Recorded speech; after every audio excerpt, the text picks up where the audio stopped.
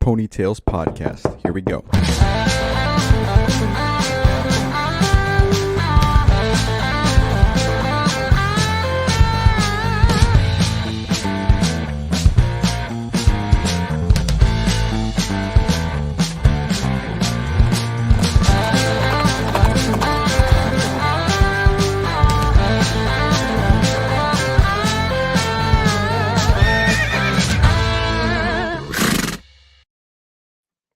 Hello, everyone. Welcome to the show. My name is Andres Gamboa, and this is the Ponytails podcast. So, if this is your first episode, welcome, welcome. Let me give you a quick rundown on what's going on. We are a podcast that interviews people who sold books door to door for 80 hours a week, somewhere else in the country, and their summers in between college and after. It's kind of crazy. It's one of the oldest internships in America. And we are not affiliated with the company that started the internship. That's Southwestern Advantage. But everyone that's been on our showing, including myself, are people who did this experience for at least one summer, if not multiple summers. So welcome, welcome. We're going to share some awesome stories and some awesome lessons learned throughout this experience. As you can imagine, it's kind of a wild ride. And so buckle in. Thank you for being here. Hope you enjoy. Also, I would love to give a quick shout out to a few of the alumni throughout the episode. We always like to do that. These are people who are our partners, who are supporting us, and they're doing really amazing stuff throughout the world. And so obviously we like to shout out people who are our own, keep it in the family, as we like to call it. So first shout out I like to give out is to Will Metcher. Now, if you guys are listening in and you sold books, one of the biggest most important things that you remember about your experience is that you got to help people change their lives. You had to help people improve and grow and challenge themselves. That was one of my most favorite things about doing this. And so the part of the reason was because they were college kids and you were teaching people things that they weren't going to get to learn until their 30s or 40s or 50s, if at all. And so that's where Will comes in, because he's actually currently working with Southwestern Consulting. If you live under a rock, you obviously know what that is. Unless you live under a rock, you know what that is. And so Will is one of the best coaches, and he's looking for people to help him. He's growing a team, and all of the people that are working under him are earning six figures. And so if you would like to change paces, change the course of your career, maybe do something different, something new, and you like the idea of impacting people, you need to work with Will Metcher. So give us a call, shoot us an email, or make sure you reach us in our Instagram, leave a comment below, and we can get you in touch with him, because right now he's looking for really high caliber people who want to help change lives. So that's pretty awesome. Also, we would like to give a shout out to Elevate Wellness, and also announce a little bit about Bizzler. If you haven't heard, that's some good kombucha. So Elevate Wellness is the company that we partnered with to prepare ourselves for Bizzler. And the reason that we partnered with them is because a lot of people on our team wanted to get ready for our trip that we have coming up August 15th through the 19th. It's going to be a Cancun resort at the Valentin Imperial, in the Maya, in the Riviera Maya. So it's going to be a lot of fun, really nice resorts. So if you sold books and your spouse didn't, that's okay. They are also welcome to come. There's going to be details. Click below and you're going to see in the link that you can click on to get more information or how to get signed up to come to that. So that's, again, coming up here in a couple of months. We're super excited, and we wanted to get ready. Our team wanted to get ready, and everybody in our team wanted to have and look as best as possible, feel as best as possible. So we partnered with Elevate to help us get ready for that. So if you're like me, where you're at the grocery store and you're trying to eat healthy, you're intending to do well, but you don't really know how to get a hold of those healthy groceries or set up a meal plan, that's what they can help you out with. As well as if you're at the gym and maybe the last time you really had a good workout was in high school and you don't really know what you're doing at this point. You see all these people doing all this stuff, and it's kind of intimidating. I was going through that, and they helped me exactly figure out what I needed to do. And I'm feeling pretty confident at the gym now. I can feel a lot better. My health seems to be coming back to me. It's kind of nice to feel that in your late 20s. And so it's been a really good process. Even if you're a beginner, that's totally fine. If you're a little bit more advanced at the gym, it doesn't matter. You guys got to reach out to Elevate Wellness. They'll help you guys get into the best shape of your life, elevate your mind, your body, and your life with Elevate Wellness. Woo-hoo! We love you guys. Shout out. I got my tank coming, by the way. Woo-hoo! I'm excited about that. And last but not least, big shout out to Cardinal Senior Benefits. Big friends of ours. I love these guys and love what they're doing. And we are going to be doing some recognition really quick, because book people love recognition. And so Cardinal, last month, they had 10 out of their 60 agents earn over $30K for the month. One of the things agents love about Cardinal is that they offer both one-on-one coaching, training, and mentoring, kind of like Southwestern. Plus, pretty extremely competitive commission. So they start their agents at about 90% commission, and they can get up to 130%. So that's pretty cool.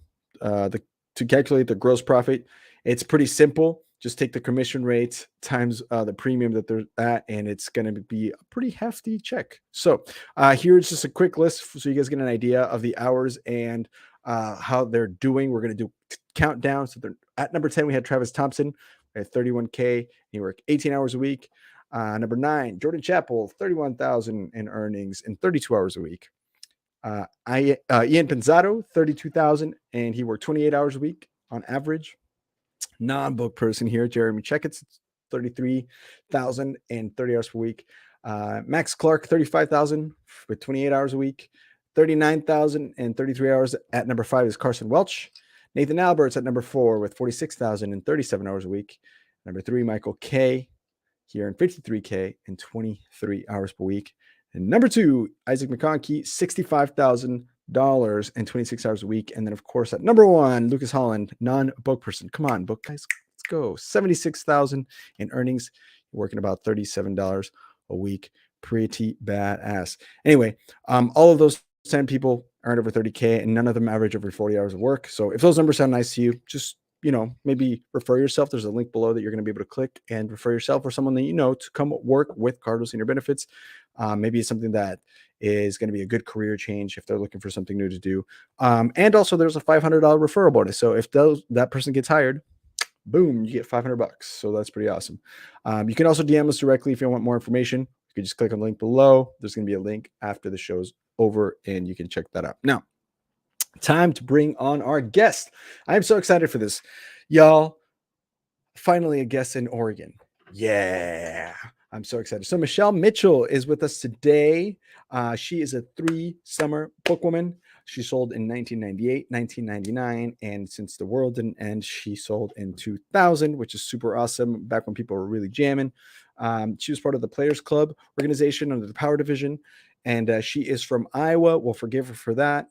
It's totally cool, totally fine. And one of her biggest accomplishments is that she hit PC multiple times throughout her career, selling books. And most notably, she is one of the co-founders of Kombucha. If you guys have the ability to get this near you, I would highly recommend it. I'm gonna tell her this in the air. Actually, let me bring you up, Michelle. We go, boom, hello. Hi, how's it going? Pretty good. I was mentioning this to you, but I want to say this on the air. I am not from Oregon originally. I moved here from Nebraska, and I have a custom. I've learned a lot of the customs, right? All the the hiking and the weather and the rain, all that stuff. Yeah. But the one thing I hadn't until today, I hadn't got a part of was the kombucha. My wife tried to get me to drink kombucha, and honestly, I thought when I drank kombucha that it tasted like that feeling when somebody like you kind of throw up, but you don't throw up all the way and you swallow it back up. That was the aftertaste I got. I hated it. So I was actually kind of nervous to drink this, but then I drank this. Holy cow, this is delicious. That's this awesome. is amazing. And again, I wouldn't if I would have just avoided this whole conversation. If I didn't mean that. This is awesome. This mango passion fruit, fantastic. So cheers to you. Thank you so much for this. Cheers to you. That's right. Look at that water bottle. So cool. I got my home water bottle. I've been drinking kombucha all day, like courses through my veins. So I'm under water right now. Maybe beer in a little bit. Oh yeah, let's do that too. Mm-hmm. All right. So well, welcome to the show. Thank you for being here. And let's jump in. I mean, such a cool company that you got running, and so maybe walk us through. So you left Southwestern in 2000, and then 22 years ago. So now you are a co-founder of one of this amazing company. Can you kind of walk us a little bit through the journey of how you ended up from a book girl to a Bend, Oregon citizen with an amazing company? Yeah, it's so dang funny. Like I remember, so I'm from Iowa, so I get it. Like I wasn't doing the kombucha thing early on either, and I didn't understand all the Oregon, tree hugging situation that we do here now. But so I left books in 2000. When I went to school, I studied music and Spanish, and I was definitely not going to do any business things ever. And I had a counselor say to me, "Hey, you should probably take a business class. Like, might be helpful someday." And I said to him, "I will never need to know that information." So I actually didn't start selling books until after college, and it was because of my little sister, which we can talk about in a minute. But So I sold after my 3 summers after, and then I traveled in between. So I love to travel. And then I took off and traveled around the world in 2005 until 2008. So we traveled for 3 years, 50 some countries, and then landed in Bend, Oregon. And Unbelievable. it's so awesome here. I love it here. Actually, you had a guest on not so long ago, Roger Sipe, and he is the ex-business partner of my now ex-husband. And Roger and I are still good friends, not ex-friends. And anyway, he was the person that told me about Bend, Oregon, because he sold books for a couple weeks in Bend, Oregon. So anyway, I had heard about it forever ago. And then we landed here in the fall of 08, total crash of the market. Everything went south. I didn't have a job. My partner, my husband at the time, was actually still working with Roger. And anyway, I had been making kombucha for a little bit in the Midwest. My partner's mom had been making it since the 80s. So I started tinkering around with it, and I was like, okay. And her kombucha tasted kind of like what you were describing. Bad. It's not good. It's not good. It's not good. She swore by it. She's like, oh, I drink a little bit every day. And I'm like, well, no wonder you can only drink this much every day, because you like die otherwise. It's so disgusting. And so I kept trying to better and better and better and better. And our whole idea with this kombucha company was like, you don't have to plug your nose and get it down to be healthy. Like, you don't have to shop at Whole Foods to make healthy choices. And so for us, kombucha at the time was still very, very, Oregon hippie. We were called Kombucha Mama at the time, which works really well in Oregon.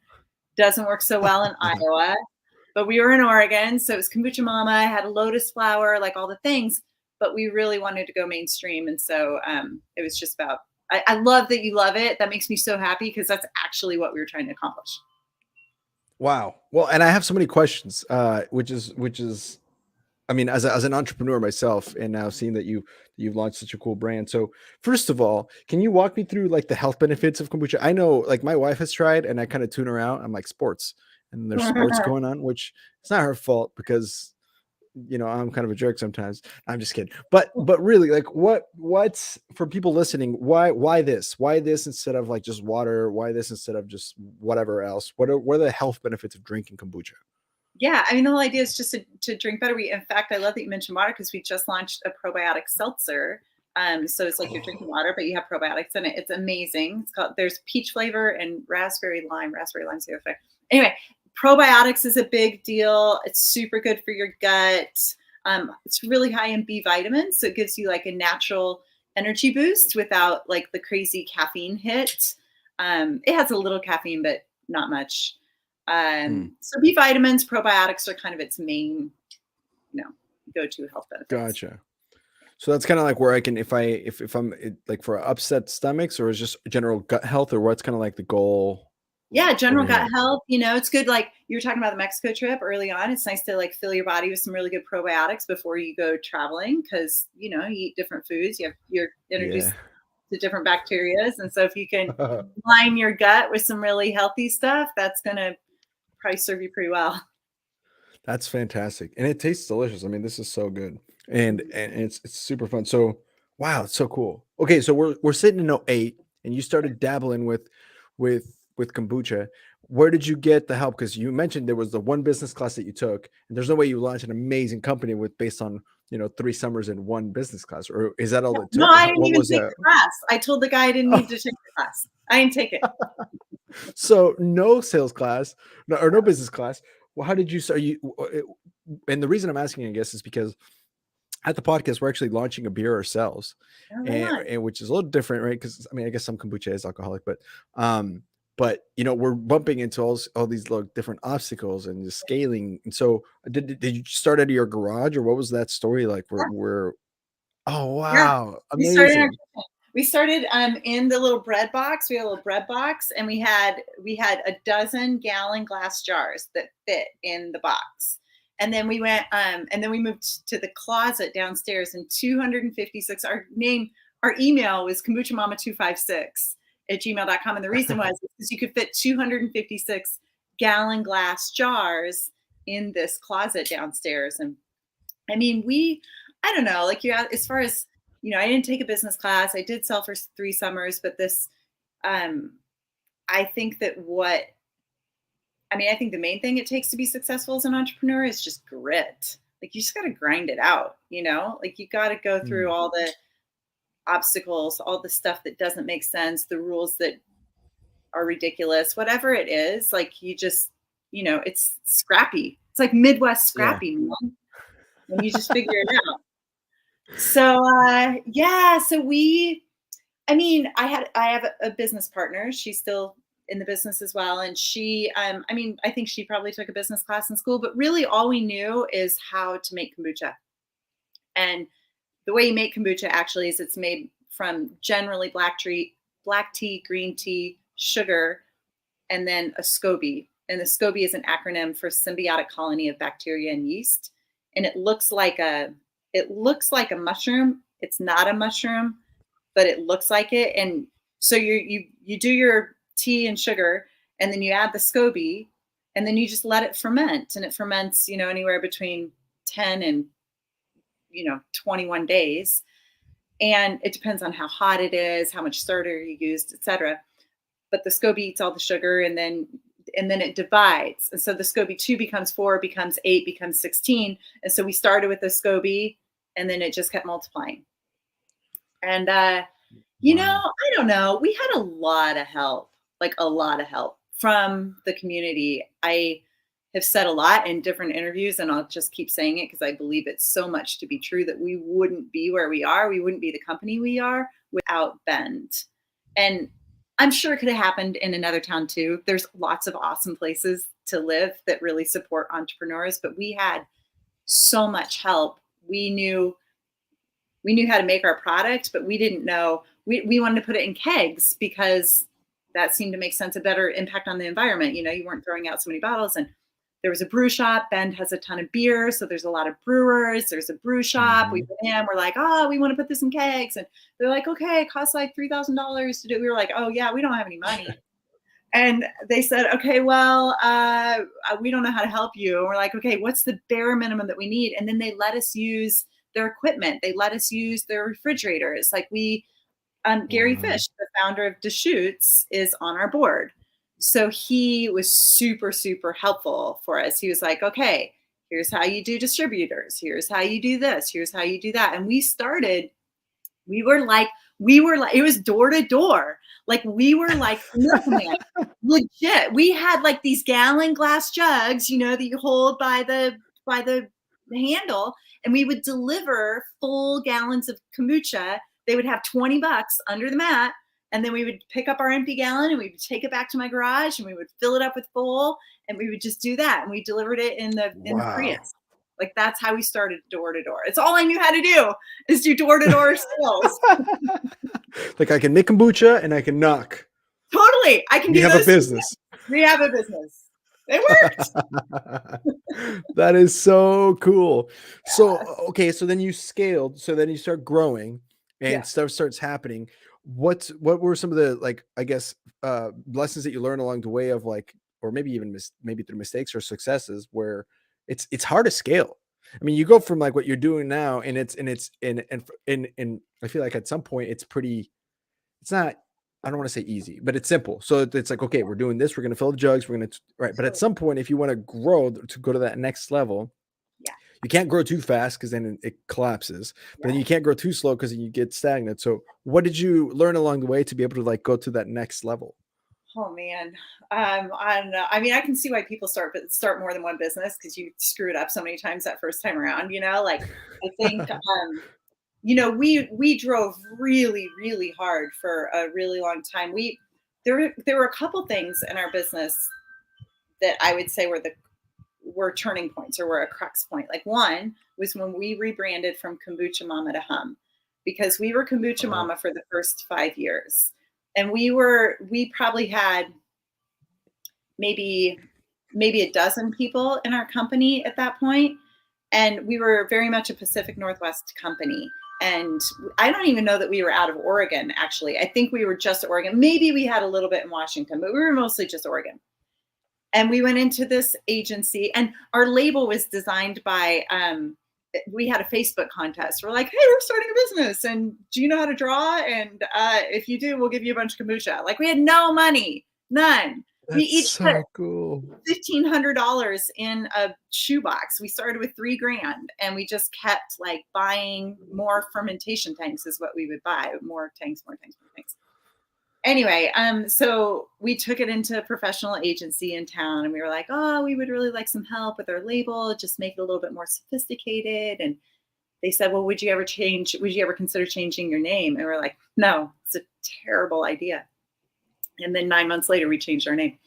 And our whole, we were talking about like accessibility. The reason why we changed it to Hum is because Kombucha Mama is not going to fly in Iowa or Nebraska or Mississippi or places outside of the Pac Northwest with the lotus flower on the label.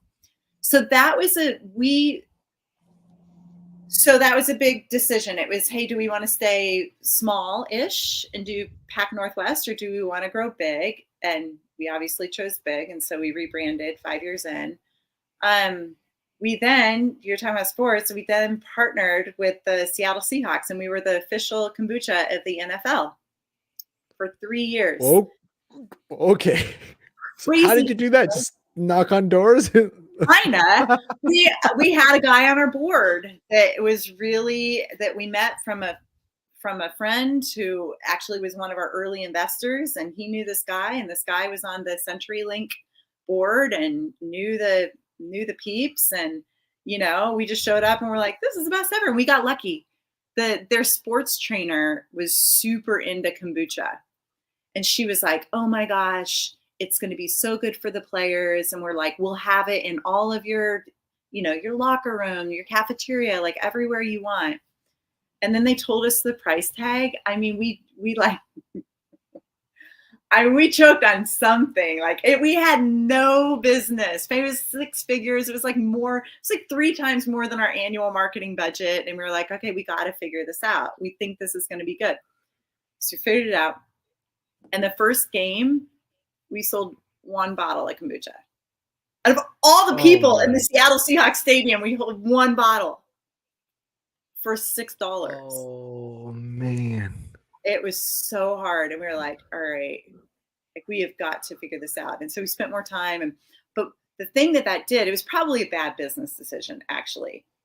But it definitely didn't pencil out on that contract. But what it did do was it made us look bigger than we actually were. People were like, what? You're the official kombucha of the NFL? Oh my gosh, that's amazing.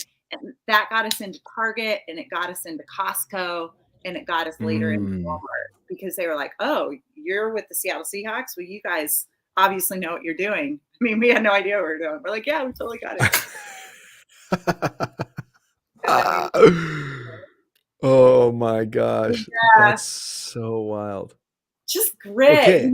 We screwed up so many times, and we just weren't scared. We weren't scared to ask stupid questions. We weren't scared to mess it up and try to figure it out. We didn't have anything to lose. Unbelievable. That is such a cool attitude to have. It's just do it scared, and if you weren't great, if you are, doesn't matter. Just keep doing it. Don't matter. You're gonna figure it out. Oh my gosh. So you hit the NFL, all of a sudden you're in Walmart, you're in Costco, Target. Did you get to go all 50 states right away, or did they open you up into stores up in the Northwest, or how did that distribution chain start to happen? Yeah. So Target actually was our first national distribution. They were really awesome. Still are. They're really, really great partners. They did a really good job of kind of holding our hand. They were the first, again, nationwide chain that we were looking at, and they're like, all right, you guys, here's how to do this. Here's how to, and because one of the things we were worried about was being able to supply all of their stores nationwide. Yeah, the purchase orders. Exactly. Yeah. So we were super upfront with them. We're like, listen, this is how much we can make in a week. It's going to take us this many weeks to get this much product, et cetera, et cetera. And they were awesome. So they put us in kind of their maybe 30, it was probably 40% of their stores, the ones that they knew would do really well with kombucha first. So it wasn't necessarily just Pac Northwest, but it was bigger cities and, Austin, Texas, and whatever. And then like Costco does it differently. They have different regions. And so we're in different regions of Costco, except when we do our MVMs, which by the way, is starting pretty soon. And you have mango passion fruit, and we're going to be selling mango passion fruit in all Costco's nationwide. And Mm. like now I think it started this week. I should know these things. Anyway. Oh man. Oh my gosh. Can you see me or am I frozen on your screen? You're blurry, but you're not frozen. Okay. My Wi-Fi is kind of maybe being weird, but it's okay. We'll be okay.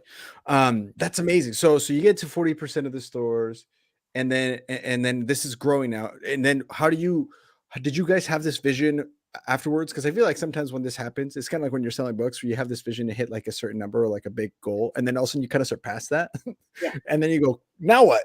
So how did you guys adjust and move to kind of keep the bar moving, and how did you continue to support that growth? I mean, what was it, production? Were you guys more focused on overall uh like your different lines, or just one brand, like one kombucha flavor to everywhere? Like, what was the strategy there?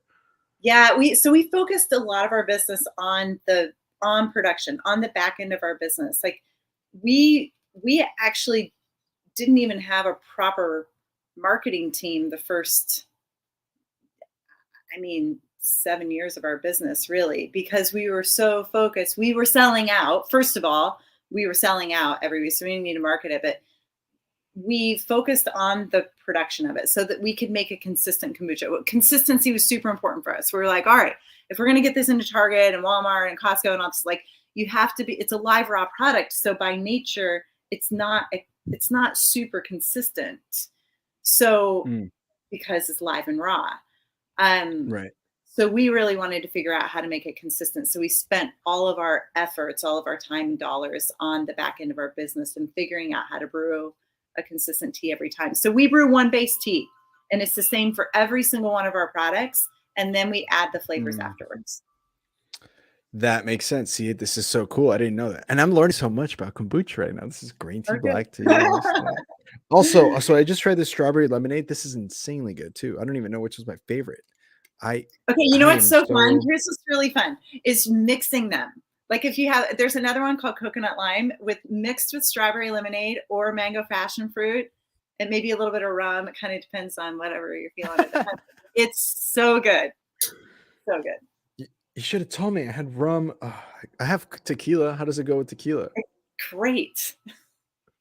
It goes I'm great. gonna Are you see. kidding? You can make a kombucha I'm gonna rita. I'm gonna I'm gonna go get some. I should probably at some point I'm gonna get some tequila, and Yeah. whenever you switch to beer, I'll go get tequila, and then we'll do that. That sounds awesome. This is amazing. Okay, so let me ask you now. So where are we now? You started in the 40% of the stores. So now we're at 2022. What's the company look like, and kind of what's present day looking like for you?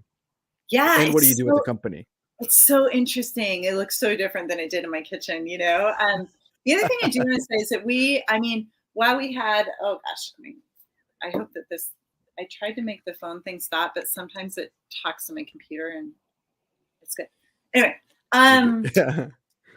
so it looks really different now. Like when we early on, so it was Jamie and I, and then Eric is the name of my ex-husband, and he helped us a lot. Like he was kind of the business guy behind it. He loves business just for business. He sold books for, I don't know, like 5 or 6 summers, and he's just a business dude. I'm a music and Spanish major. I know how to make kombucha. I know how to knock on doors. But other than that, and I can figure shit out. But other than that, he did a lot of the business stuff. So now we hired a CEO from he came from Miller Coors, and then he was at Red Bull. He's been in the beverage business forever, and he's been our CEO now Wow. for like two and some change years. President CEO, 3 years almost. Um, which was a huge deal for us to like give the Give it keys, away almost. you know. Yeah. Yeah, I But we're can both imagine. still super involved. So we had another thing I think that's important to note is that you were talking about goals and getting bigger and bigger. We took in our first round of funding when we were rebranding, so it was 5-ish years in, 7 years in actually about. And that first round was friends and family. And so when you do that, at least for me, and I think this is probably true for most people, like, I mean, they're not just an investor, like they're your friends and family, you have this obligation to make good on their investment. And so it was never like, okay, we want to just get to here, it just kept moving. It wasn't like, oh, we've arrived, let's set the bar higher. It's just, we just kept climbing, So it became pretty obvious that we got to a point a handful of years ago that we needed help. We needed more help. And so we hired a CEO. We have, our VP of marketing, our VP of sales, our VP, all these guys are like these big business dudes and, a couple of gals as well, but they're like guys that actually took business classes and have their masters and and all these business things. They're the ones that are actually running the day to day. So I get to do awesome stuff. Like my job title is Chief Cultural Angel, which is awesome. And I get to just make sure it's a great place to work. We have culture keepers that are volunteers. They're people that work, they're humpsters that work in the company. There's 100 people that work in the company. And every month, 5 people say, okay, I raise my hand, I'm going to be a culture keeper. And they do things like birthday lunches and happy hours and picnics in the park. And we all get together and just do cool things with each other. Like our whole idea behind this business was about taking care. We were Kombucha Mama, like we were taking care. And now I just continue to take care more internally. That is so cool. That is so cool. Wow. This is such a cool story. It's a fun one. Now looking back, so this is what it's been. So you said 08 is when you started. So now you're like 14 years ago. Looking back, is there anything that you would have done differently? Is there anything that you would, or is there anything that you would say to 2008 Michelle and say, hey, here's how it turns out? What would you do different, or what would you say to her? Yeah, I would say take some of those bigger risks sooner. For example, funding and hiring our CEO. I think that had we done it a couple years earlier, we would be in a different place right now. We were so scrappy for so long, and I think that that's great. And I think that at a point that inhibited our growth. So I would have said, do those bigger risks, those ones that are like super scary, like the Seattle Seahawks one. But the Seattle Seahawks, we were still relatively small. We definitely had some stuff on the line, but not like today, it's different. So I would have just done some of those bigger moves sooner. Wow. And, one of the things that Barry Hart told us on the show, and he created this giant pharmaceutical company. And I guess, let me know how much you agree or your thoughts on this, but we've been implementing it hard on the podcast. It started with Nick Taverdi and I, and now we have 6 people on the team, and every month it just seems like we're growing, and it's a kind of fun challenge, and I'm learning the waves, right? But one of the advice he took to heart that I think is working well for us was, he said, find someone who likes to do the things that you don't like to do. Totally. And so what I mean by that was, like, for example, Amy's our producer. She is very good at, and like, she's a very type like Enneagram 1. I don't know if you're familiar with Enneagram, but she's very Enneagram 1, which means like keeping things organized, making things into a system, organize it so it's the least resistance possible, whether it's the booking process for our guests, our jockeys, which are our sponsors, like setting up our jockeys information, all this different stuff. Like, she loves to organize. Like, I'll put it this way. We started using Calendly for a link to get booked, and she started playing around with it, and she was so excited about how, right? For me, that sounds like a nightmare. I'm like, oh, that's awful, right? Nick Taverdi, his marketing and his like ability to like learn, like advertise and publish things for our sponsors into the messages that we send out. Brilliant mind for that. I am not good at that. And so we did that. Did you do some of that along the way? Or I guess, what were some of the things that you found that were your strengths, and some of the things that you found were maybe strengths of others that kind of helped you along the way? Yeah, for sure. We need a lot of people like Amy surrounding Jamie and I, because we're not very organized as far as that goes. So, when we started bringing people in that were like the Amy's, which I'm so grateful for, they were like, "How did you do this before?" And we said, "I don't know, like we just kind of figured it out." So I totally agree that you have to surround yourselves with people that that do different things than you do. We read a book early on, and it's called Entrepreneurial DNA. Gosh, I haven't even thought about this for a while. Entrepreneurial DNA, and it's by Joe Abraham, and he has this system called Bossy, BOSI, and he basically says that an entrepreneur has 4 different elements. Typically, you don't have all 4. You're like one of these BOSI. B is the business person. They just love business for business. They don't care what you're selling. They just like business. O is opportunist, and they're like in for the next shiny object. They're just whatever next shiny object. S is your specialist. They're the ones that are, your lawyers that open up a private firm, or chiropractics or whatever. They are specialized in something. And then I is the innovators, and they don't care if you sell a single thing. They just love to make something awesome. So what we recognized in our company is that I'm an I. Like, I don't actually care how much kombucha we sell. I appreciate that we sell a lot of kombucha because it is my livelihood.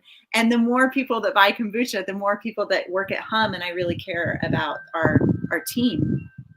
But I just like to create stuff. So I'm an I. Jamie's an O. My business partner, she's an O. We had enough S's around us, but we didn't have that business person for a while. And that's when we hired that. We ended up hiring Eric as our CEO. Yeah, that completed it. So it's a different way of saying, yeah, I mean, get people to do the stuff that you don't like. Like, you ultimately have to have all those things to run a successful business. And I think it's super important to be really aware of what you like and what you're good at. And then also what you're willing to do, even if you're not so good at it. Be really clear about that, because if you're willing to do it for a little bit, and you can, cool, you're going to learn something new. But if you're not, call a spade and get somebody else to do it. Wow. And there's such a powerful lesson right there. Oh, I love that you said that. Such a cool, powerful lesson right there of like, hey, sometimes the speed of the team is more important than your ego, right? You have to understand that there's things that aren't about you, but for the sake of the company, it's important to let it go and admit that, hey, that's not just this. I'm just not good at this certain aspect of things, right? Or not even that you're not good at that, but there's someone better at this than I am. And so I should just let that person shine in that role, right? And they'll do it for free almost, right? Because they just love to do that. Totally. That's so awesome. I'm glad you mentioned that book. There's a book, and for people listening out there, that's really helped us out a ton. I'm not saying that this is not unsolicited advice. This is just for people listening. There's a book called Scaling Up by Vern Harnish. Amazing book that's really helped create basically the whole point. It reminds me of that bossy thing that you were talking about.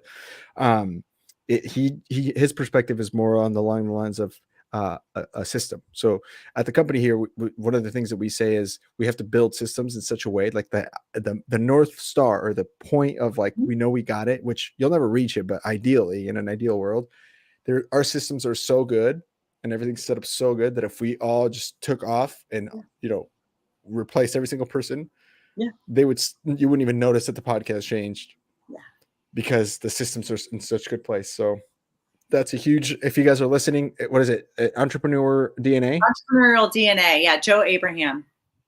And then Scaling Up, Vern Harnish. Highly recommend. That's such a cool, I'm glad that I'm going to read that book. I'm going to read that book, because it's a great one.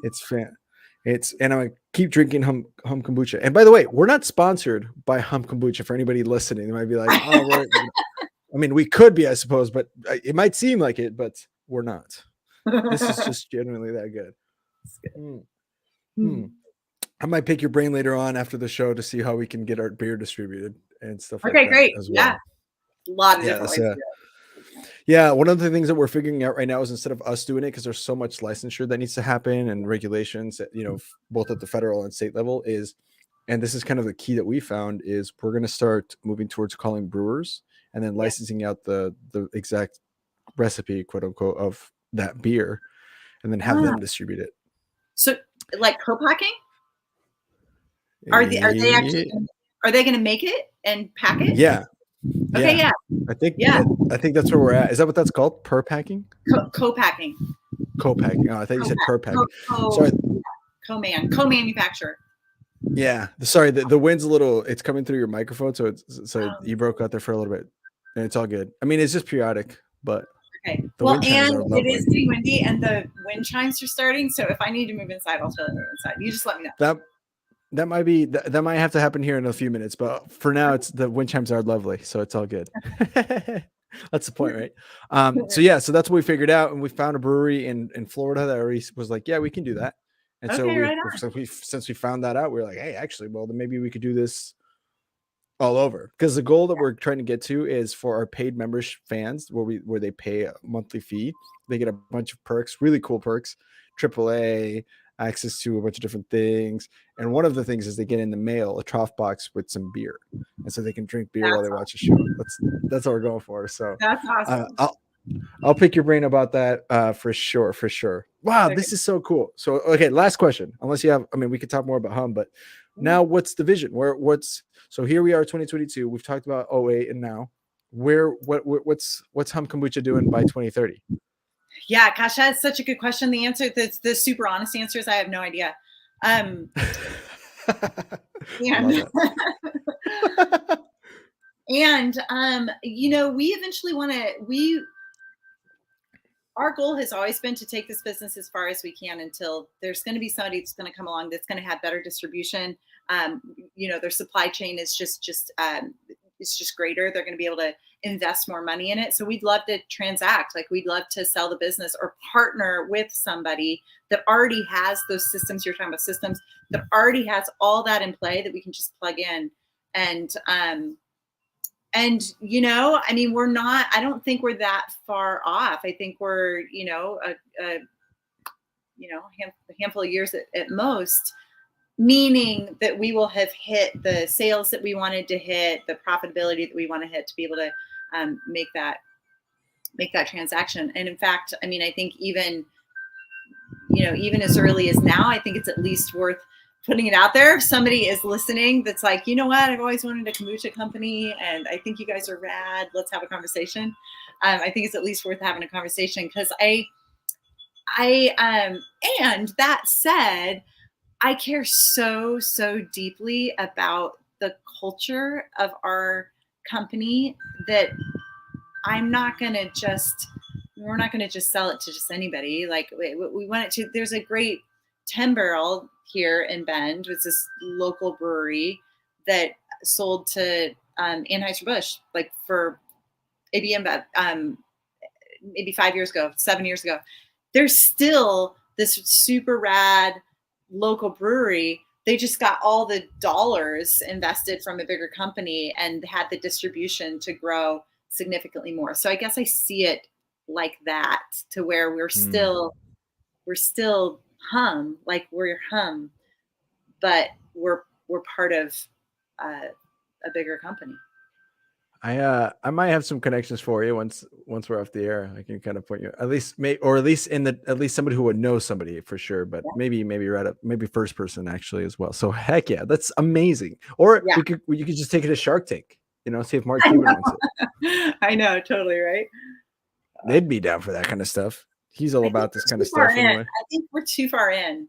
I mean, don't they it's usually earlier startups, right? Like, I mean, yes and no. Sometimes they have people on that show where it's like, hey, I'm looking for $200,000 and and my sales are, $500,000 a year, blah, blah, blah. But sometimes they'll come in where it's like, my sales last year were $30 million. Yeah. And they have that, what's his name? I think he's from India. The guy that did, what's his name? Amy, see if you can find it. Let me see, or I'll just put it, India Shark Tank. What's his name? Anyway, he has a drink as well that he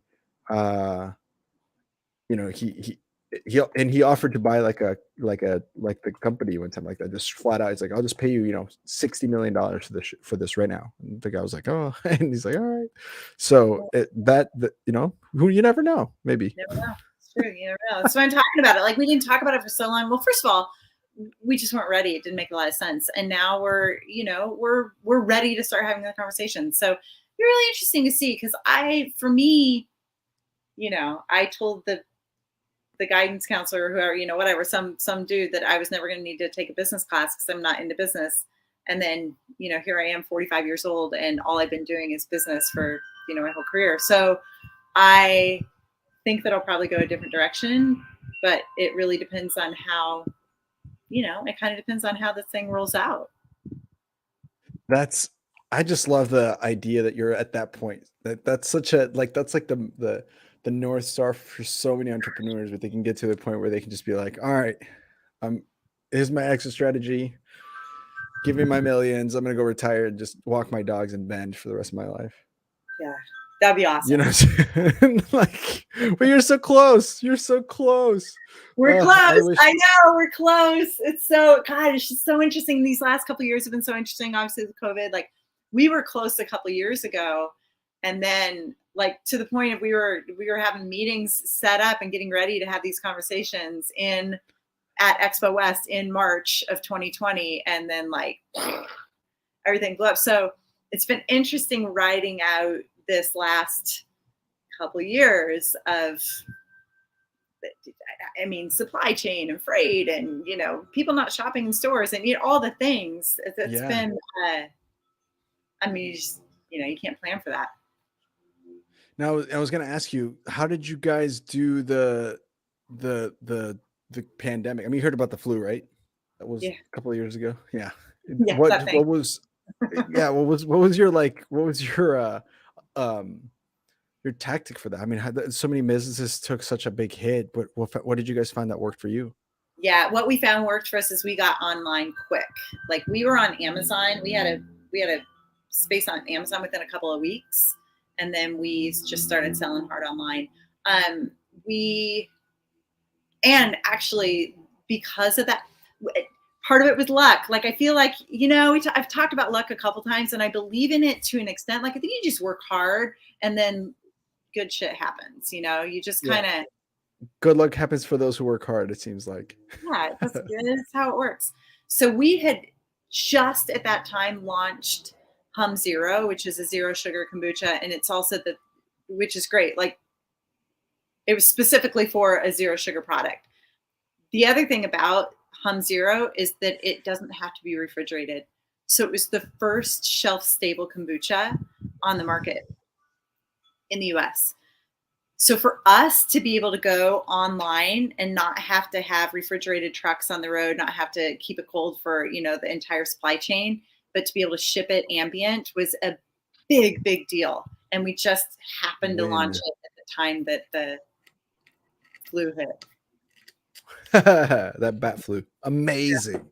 Yeah. Amazing. That is clutch. I mean, sometimes it is, whether you want to call it luck or not, coincidence. It just, sometimes that's what it is. Yeah. But you guys prepared. It's because you guys were prepared. We were. Without even knowing it. Without even knowing exactly, right?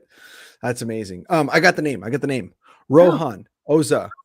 He's the guy that, like, he's big on branding, is his whole thing. He's one of the sharks in a Shark Tank. Every once in a while, he does like vitamin water, buy water, and like that's literally his thing. Is like, this is so up his alley that it's like, who knows? Do you know him? Do you have a cell phone number? Can I just call him? Let me see what I can find. Listen, we are weirdly, uniquely positioned in the Southwestern network because of what we do. I know. That sometimes that's not that far out of reach to be able to find this kind of thing. So I will do my best. That's and awesome. I'll get back to you. Can you imagine? I just show up with like, hey, Rohan wants to buy your company for, $100 million or $500 million or whatever it is. Great. I don't know. That'd be so amazing. He's great. Wow. Cool. I'm so proud, and I'm so honored that you're even here. So thank you so much. I'm going to do a quick shout out, and then do you want to start moving towards Southwestern talk? Is that cool? Or Sure. Yeah. I mean, should I move inside and switch to beer? That might be a good opportunity, and I might switch to tequila while you're doing that. So Okay, heck great. yeah. So And I gotta I'll take a pop you off. bathroom Go break ahead. too, so give me one. Go for it. So I'll put you off screen and then I'll do a quick shout out really quick. Okay, great. Oh, I love it. All right. Sounds good. See you in a second. All right, guys. Oh man, we're enjoying this conversation so much with Michelle, and hope you guys are too. And one of the biggest reasons that entrepreneurship works is because you get the right support at the right place. And so I just want to give a quick shout out to some of our other friends here at the show, starting with none other than Mr. Pat Roach and Southwestern Real Estate.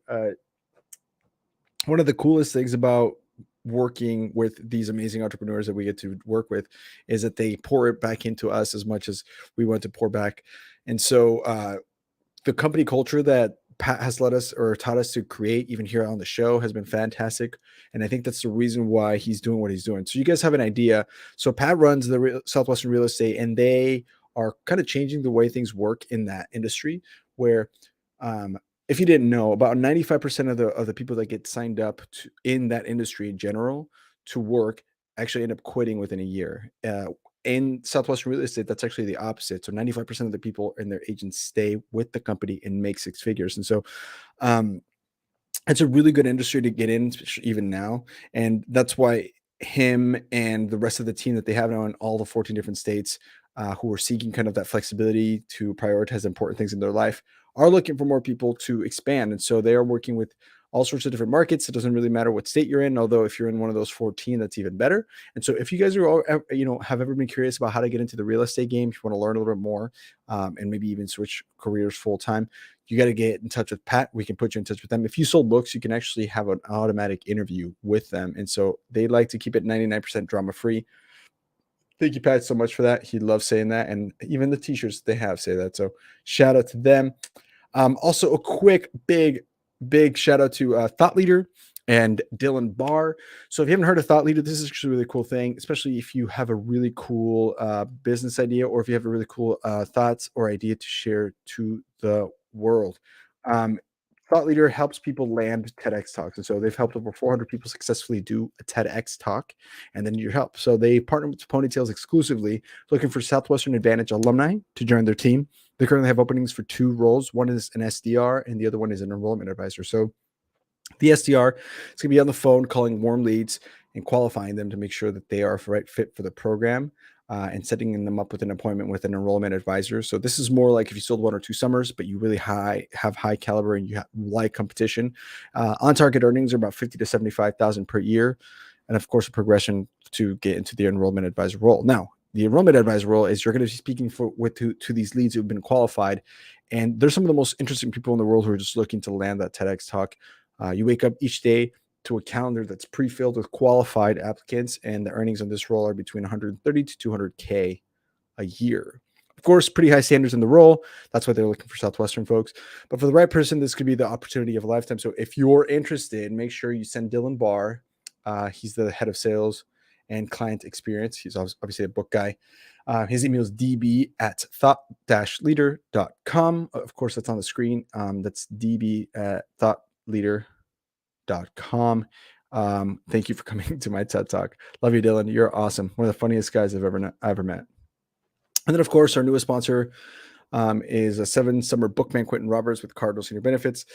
They started about 4 years ago with fellow alum Pedro Vega and Nick Dale. And they've doubled and tripled in growth every single year since 2022. And they're looking to do so again this year.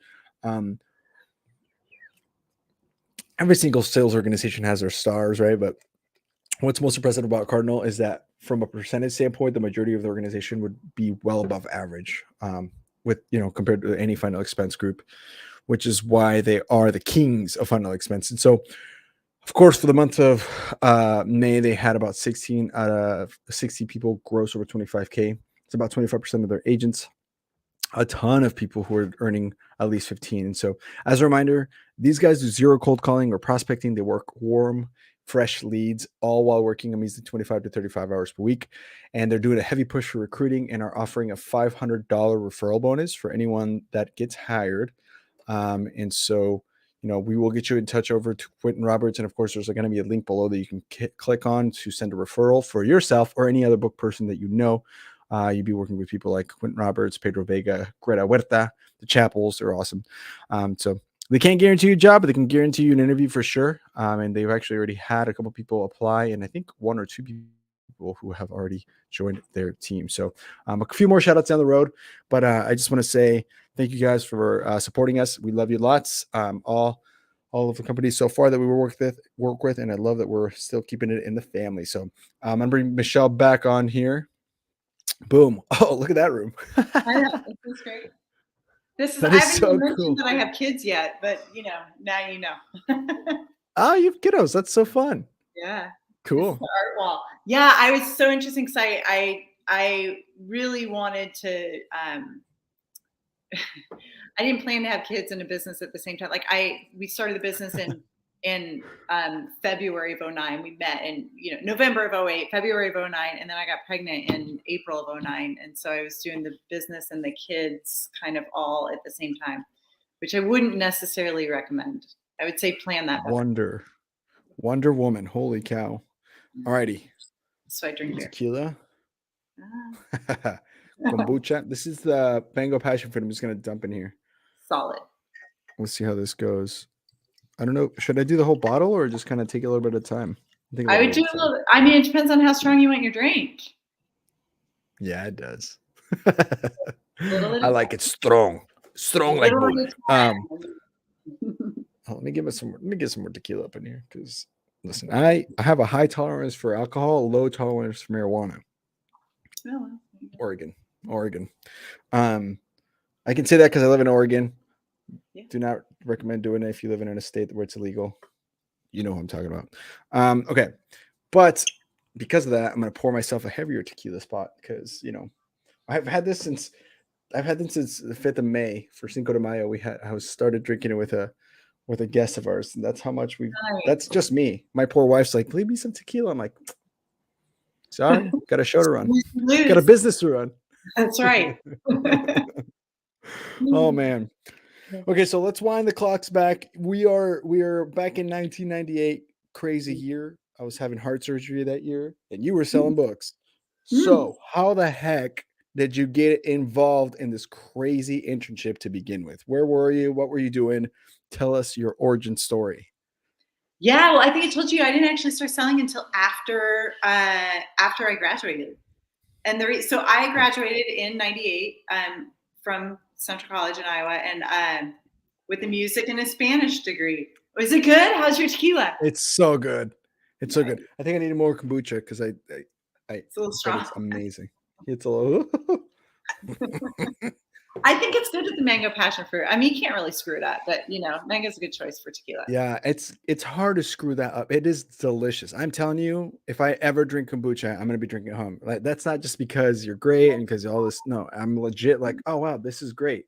This is really. You can start making. We call them kombucharitas. Margaritas. Send us a recipe. We can post it on the show link below. Great. Yeah, absolutely. Okay, awesome. So your sister. It's my sister. So so I was graduating with a music and Spanish degree and no job whatsoever. And so my sister said, hey, she was a freshman at Iowa State. She's like, I went to this meeting and it was a little weird. And it's about this like door-to-door book thing. And I don't know, I haven't told mom and dad, what do you think? And I had a guy who actually worked in our international studies department. I spent 2 out of my 4 years overseas. So really love traveling. And so I was super connected with the international studies department. Anyway, the guy in the international studies department, Brian Shepard, sold books. And he had told me about this Southwestern thing, like kind of, but not really. He had been out of it for a while, but he sold books for like 3 summers.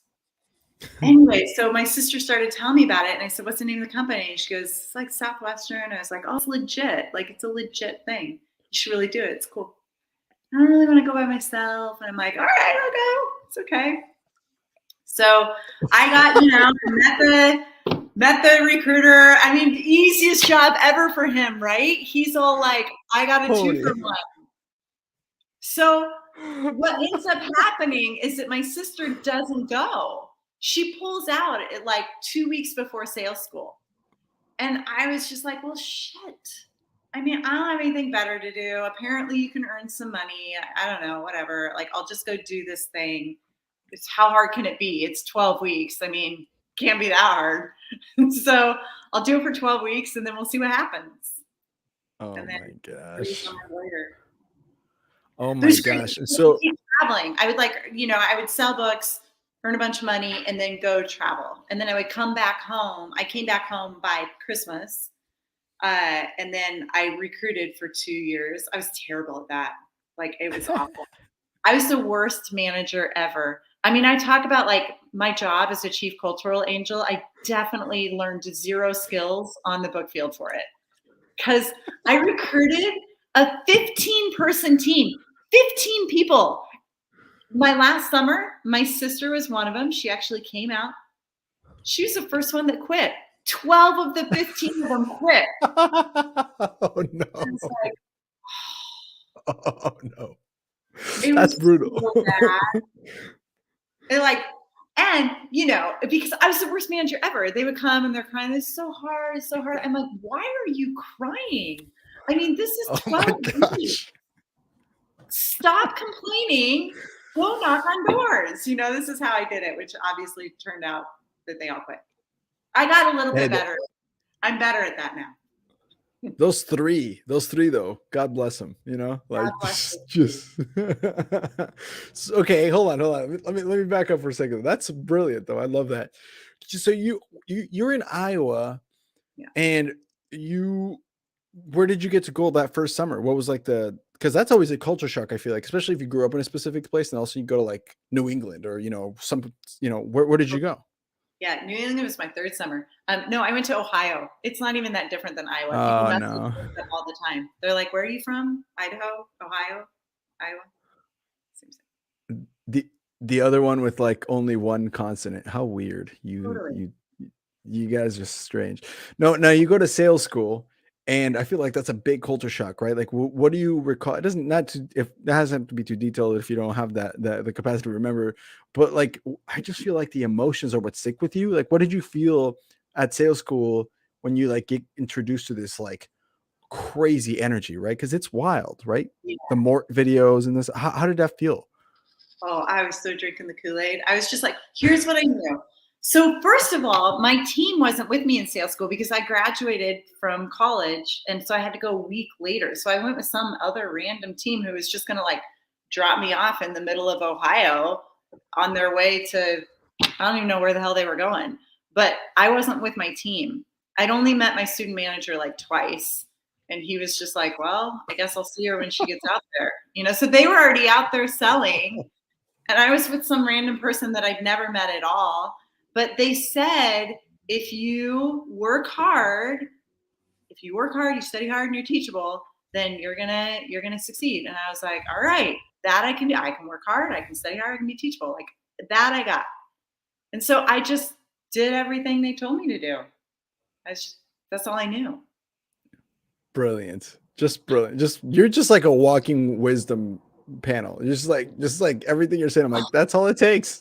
Like that's exactly right. Yeah. And so, Apparently not in management. I had no good management training. But management's hard. It's a whole different kind of thing. Management is more comparable to like solar sales or like life insurance, where it takes more than just the one stop. You have to like consistently keep working with a person and get. I mean, it's not easy. But okay, so you show up to Ohio, and how did it go? I mean, were you crushing it right away, or was it kind of like a stumble along and then figuring it out? Because I mean, 3 summers, obviously you figured something out, but how was that first like initial experience?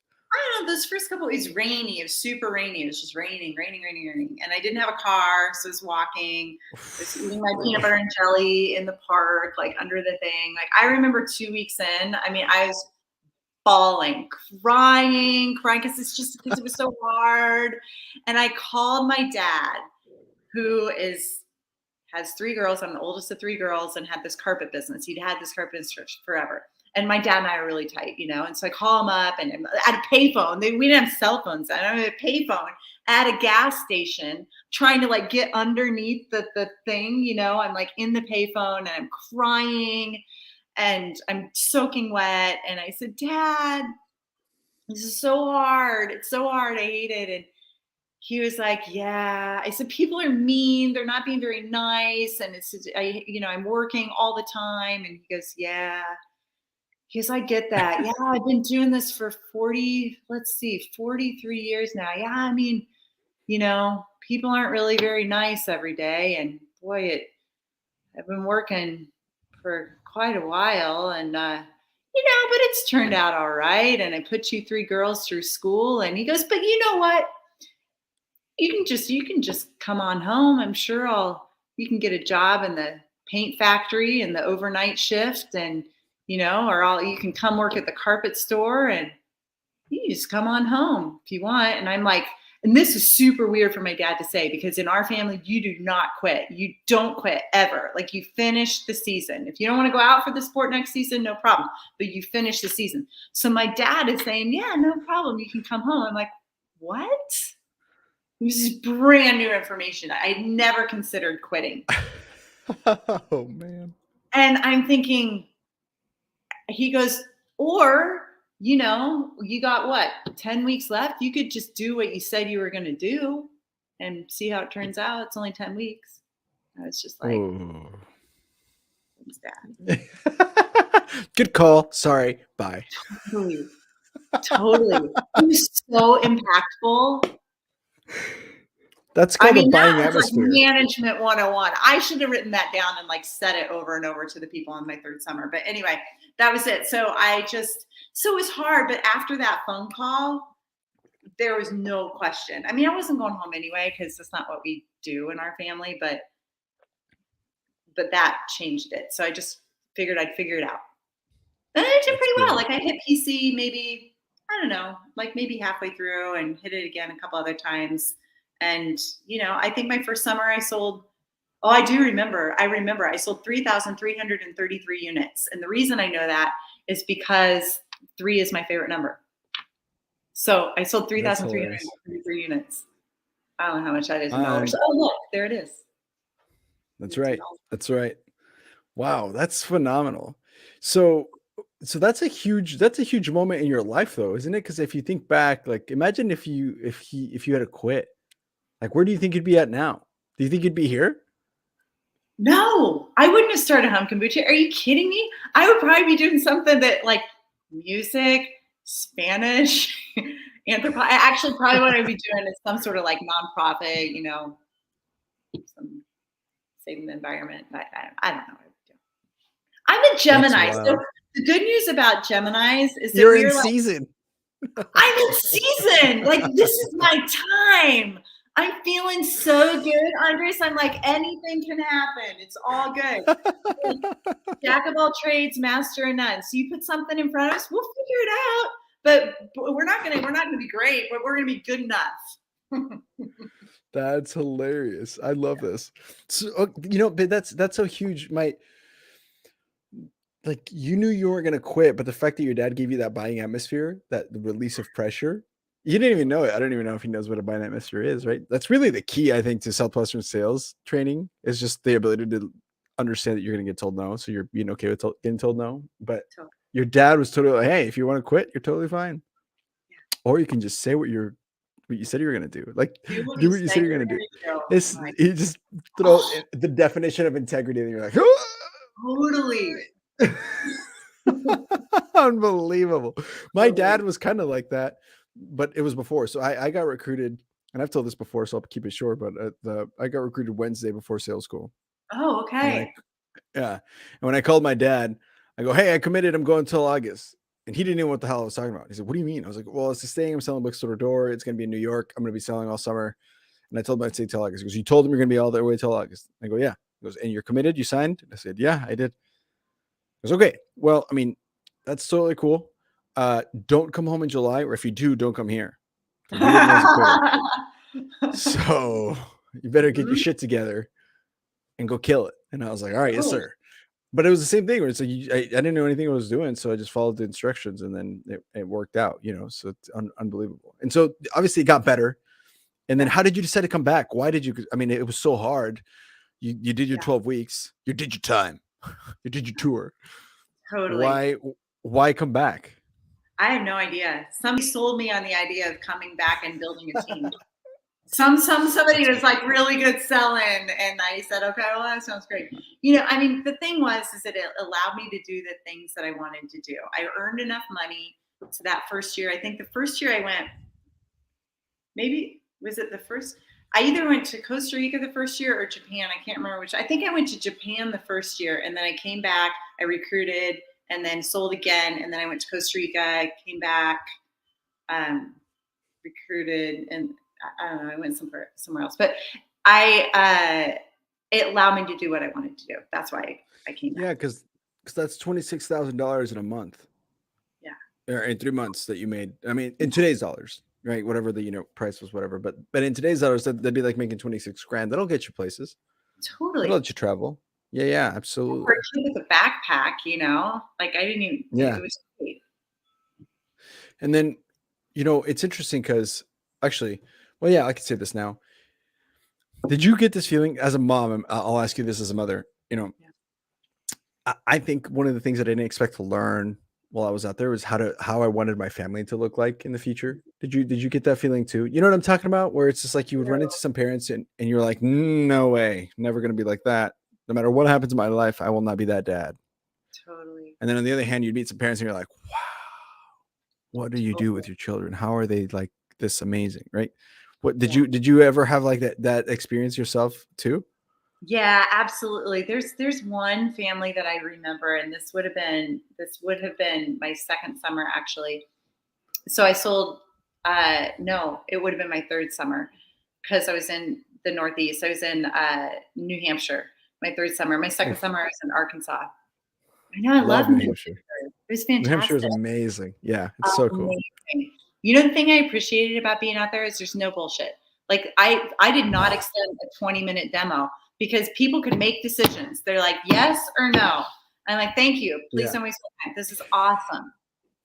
And that's almost exclusive to New Hampshire because Massachusetts, they were a little bit more feisty. They were kind of like that. Vermont, they were too laid back to be like that. But New Hampshire, like their thing is live free or die. That's like so you show Totally. up, you're like, yeah, you show up and you're like, hey, is this going to be good? Or am I doing all right? Like 5 minutes in and they're like, no, actually you can get out of here. And I'm like, Yeah. cool. You guys are, and they didn't mean it to be rude. You were just like, you know what? Thanks. You just saved me 15 minutes. I'm out. Like They were so cool.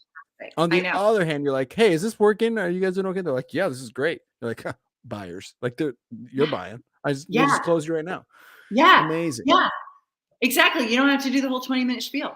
I mean, it's just so there's this family that I remember going during the day and the mom was home and they had kids and the kids were probably like early middle school, if not late grade school. And anyway, and the mom had said, I asked, who makes decisions, whatever, and she's like, "Oh, come back when my husband's home." Great. So going back for gravy. Pretty excited. She was a really rad mom. This is a really beautiful house, uh, and I sit down and like, and by this time I'm halfway, three-quarters of the way through my summer. I have a ton of names. I'm like killing it. Third summer was amazing. Even though everybody left, I was so pissed. All my team left, and I was just like, screw it. I'm going to sell more books than all of them combined. So I just like went for it. But anyway, I'm sitting down with this family, and the dad was at the head of the table, and then it went the mom, and then it went me, and then it was the two kids. And I'm doing my demo, and I'm like super into the mom, but mostly into the kids, like really into the kids, and the kids are into it. And the mom is, oh, I love it. Look at that. Gravy. I love that she writes Yeah. this. Dude, that's awesome. So anyway, the mom's into it, and I'm like kind of including the dad because I know he's going to make the financial decision, but he definitely is just kind of watching this whole thing happen. And by the end, can you see how this would work? Yes, I can see it. Can you see how you would do it? Yes, it was great, great, great. I do the price drop.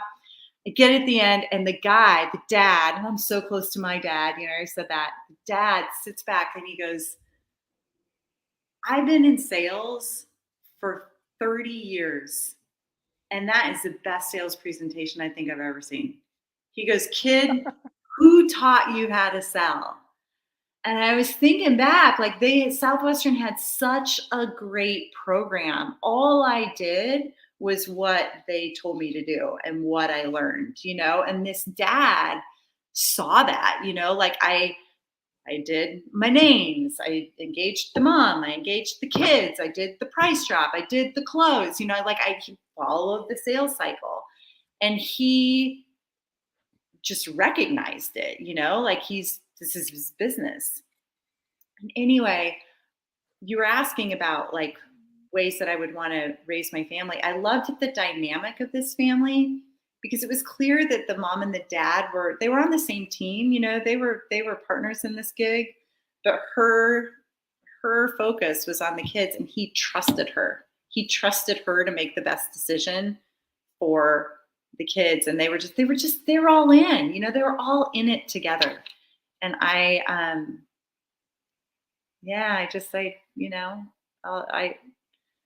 they were an impactful family for sure.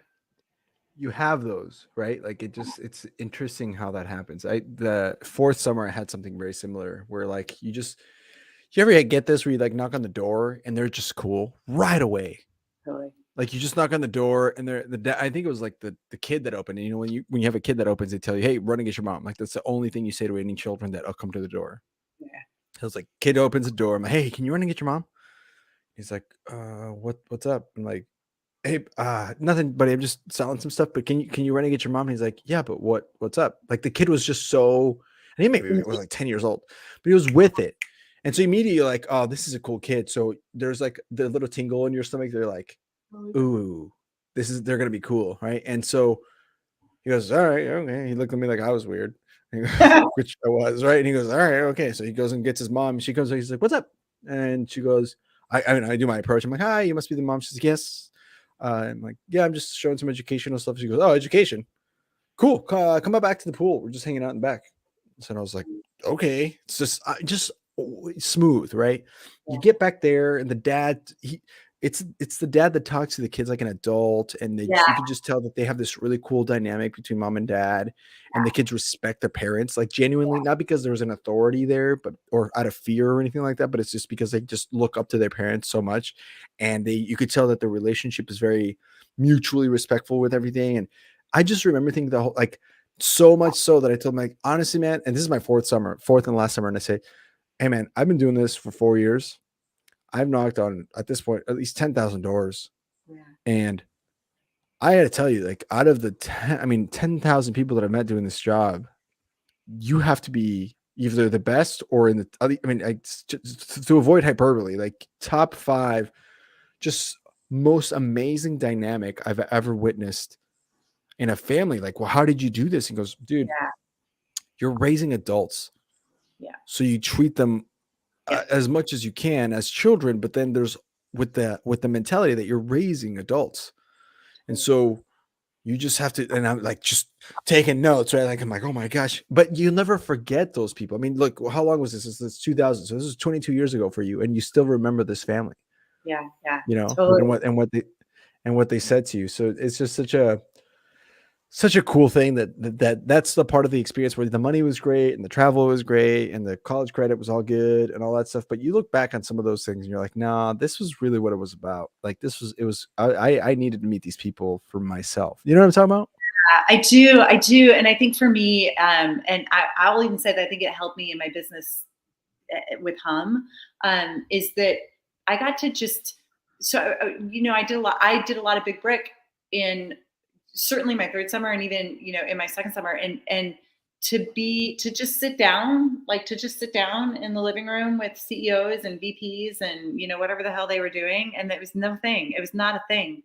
It really, really helped me to now, be in this business. Like I remember when I was talking about Gary Schutz, he's a founder of Deschutes Brewery. It's a big deal in the Pac Northwest, and big deal that obviously they're distributed all over the country. And I remember somebody saying, "Okay, if you can get Gary Schutz on Gary Fish on your board, like that would be amazing." And I think he's going to say yes, like it's going to be Gary Fish. And we were like, whoa, we have to meet him. And they're like, no. If Gary Fish says yes, like you just say thank you, and that's that. And we were like, no, that's not how that works. Like we have a culture, we have a company, and if Gary wants to be a part of it, that's awesome. But Gary's just Gary. And of course, I have so much respect for him and what he's done and how much he's helped us. But it didn't negate the fact that like we're all just humans. We're all just trying to figure this thing out together, you know? And so to be able to sit down with people in their living rooms and recognize that we all get up in the morning and eat our breakfast and do the things that we do, it takes the levels out of. Yes. We all laugh, we all cry, we all take painful shits. Yeah. It's Totally. and it's just part of it. I'm glad that you said that too, because you meet these CEOs and these high power people. But I think I also figured out that like my parents were making it up as they went along too. Yeah. You know what I mean? And then you start kind of the way I saw my parents after I came back from the summer, I was like, wow, like you guys went through some stuff. Like, well, and my parents particularly, I don't know if you know much about this, but so I'm from Colombia originally. My family moved here because I was going to get murdered. So that dynamic is really like wild. It's because I just look back on my parents and their sacrifice and just being able to like think that I was able to go sell books and learn all this stuff because of the sacrifices that they made, you know, and after meeting all these parents and these people, it just really like shakes you like in your foundation of what you perceived as your parents. It just kind of changes the perspective, I feel like. And that really like is a lasting impact that you get from doing this whole Southwestern Advantage thing. Yeah. How old were you? I was 7 when we moved from Bogota to Nebraska. Talk about culture shock. That's a whole gig. What are you talking about? What is it? 9 million people in the middle of luscious mountains and beautiful biodiverse country with a bunch of gold-rich culture, beautiful women, amazing food, fantastic sports. Are you talking about Nebraska right now? Bogota. That's Bogota. Then we went to Grand Island, which is 50,000 people and hay bales. Like just what is this? Do you speak Spanish? Yeah, sí. Es mi primer lenguaje. Bueno. Look at you. I actually speak Spanish. Yeah, I know. Yeah, I do. Sí. Sí, yo pasé mucho tiempo en México, de Mérida, Yucatán. Wow. Ya podríamos hacer en español, pero toda la conversación. Okay. Oh, I love that. That's so funny. But yeah, that's such a crazy thing. So now as a mom, do you ever like think back on your Southwestern days and like apply some of the things you like? Have you taught your kids like about like schedule or about perseverance or attitude? Like what did you take from those lessons and throw to your motherhood? Yeah, that's interesting. I think that I'm sure some of them came from Southwestern and some of them came from my parents. I actually think that one of the reasons that I did well in Southwestern was because the lessons I learned from my parents weren't that different than what I was learning in Southwestern, meaning that whole work hard, study hard, be teachable. I mean, it was like honesty is the best policy. Like I heard that over and over, and integrity obviously was the thing. But so I don't know if some of them came from Southwestern. They just came from how I was brought up, but definitely not scheduled. Though I have a daughter. I have a 12-year-old and a 9-year-old, and my daughter is 12, and she just came scheduled. She's like, she has a calendar. She has all the things. She does our whole family calendar because I don't care. Like I can't be bothered with it. I mean, I do care and I do have a calendar, but she's the one that, really drives that. And then my other little dude, he's a little bit more like me personality wise. He's kind of like, oh, let's go this way. Oh, let's go that way. So, but perseverance, I think is important, and doing what you say you're going to do. Like that is definitely something that I don't know that I talk to my kids that much about it, but I just show them. You exemplify. Yeah. Lead by example on. Yeah. That's huge. I remember that is so cool. I got really excited. I had a book person come to my door a few years ago. My kids were little. So I bought the whole kid set. They were so cute. They were from Estonia. This team was from Estonia. And they came and they knocked on the door. And I was just like, oh my gosh, I've been waiting for you. He's like, come in. What do you want? What do you need?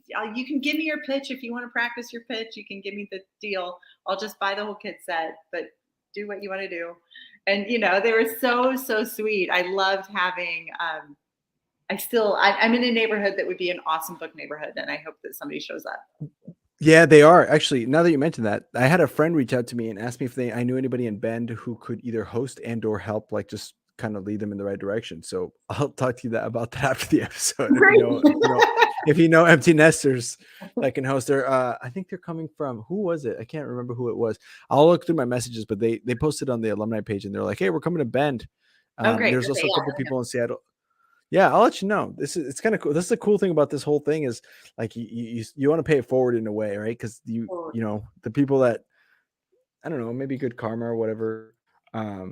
My mom always used to say this. So my parents growing up, when we moved here, I have not told this on the show yet. So this is the first time I'll say the story. But when we moved here, my parents, we were the first ones here, right? And so there wasn't that many in the United States and in Nebraska, but there wasn't that many Colombians. I mean, it's not a place that traditionally Colombians go to Nebraska. Yeah, especially of all places in Nebraska, Grand Island, which is, by the way, not grand or an island. It's not either. Why Nebraska? How'd that happen? My parents were good at darts, so they just it's a big square. No, we had so my mom's distant cousin went to UNK, which is the University of Nebraska in Kearney. Okay. And nobody lived there anymore. He was far gone, but he was just like, if you need to lay low to avoid, being, because you can't just move to like Florida in mid 2000s, late 90s to avoid FARC and or drug dealers, because that's where they were. So we were like, we can't go to Florida, we can't go to New York. So where is the place we could just lay low? And they were like, Nebraska. So it's perfect. Really? Nobody's gonna find us there. Yeah, so, but we were the first ones here. And again, kind of like you give credit to where credit is due. There's a lot of people that helped us along the way that without which we wouldn't have been able to make it. And of course, huge help to them. But once we kind of got a little bit settled and enough to just have a place, I witnessed my parents host people who were coming for the first time, who were either running away as well, or, I think at some point, in 1 year we had hosted at least 40 different either people individually or families that were coming through. And over the years that we kept going, our house was an open house. I mean, people came. There'd be times where we'd be like at Walmart doing groceries and people like, hey, I'm at your house. Like, cool, make coffee. We're on our way back. Like that was like the vibe of it. In fact, Christmas parties, things like that were always held at our place. Our home became known as the Colombian Embassy, is what they would call it. Growing up, and I'm 7, 8, 9, 10, 11, 12, watching this happen. And my mom always said that she just hoped that someday this was going to pay itself forward. And so when I went to go sell books for the first time, we didn't have an HQ set up.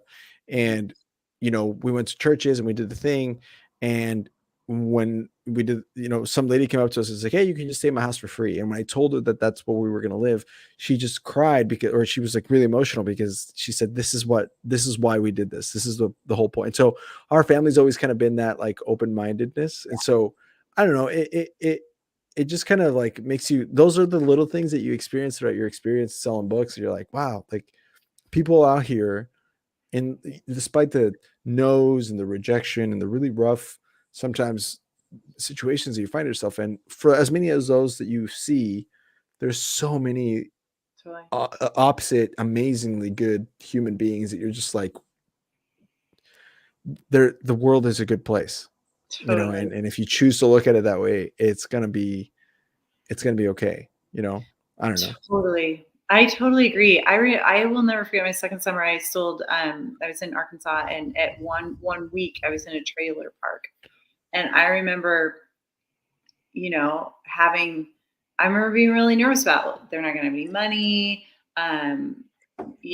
Like how is it safe, whatever. Like I had all these judgments. I had a lot of judgments going into it. And I found that like, there's some of the, I hit actually, that was because it was early in that second summer. It was the first summer that was the first time that summer that I hit PC. It was in the trailer park.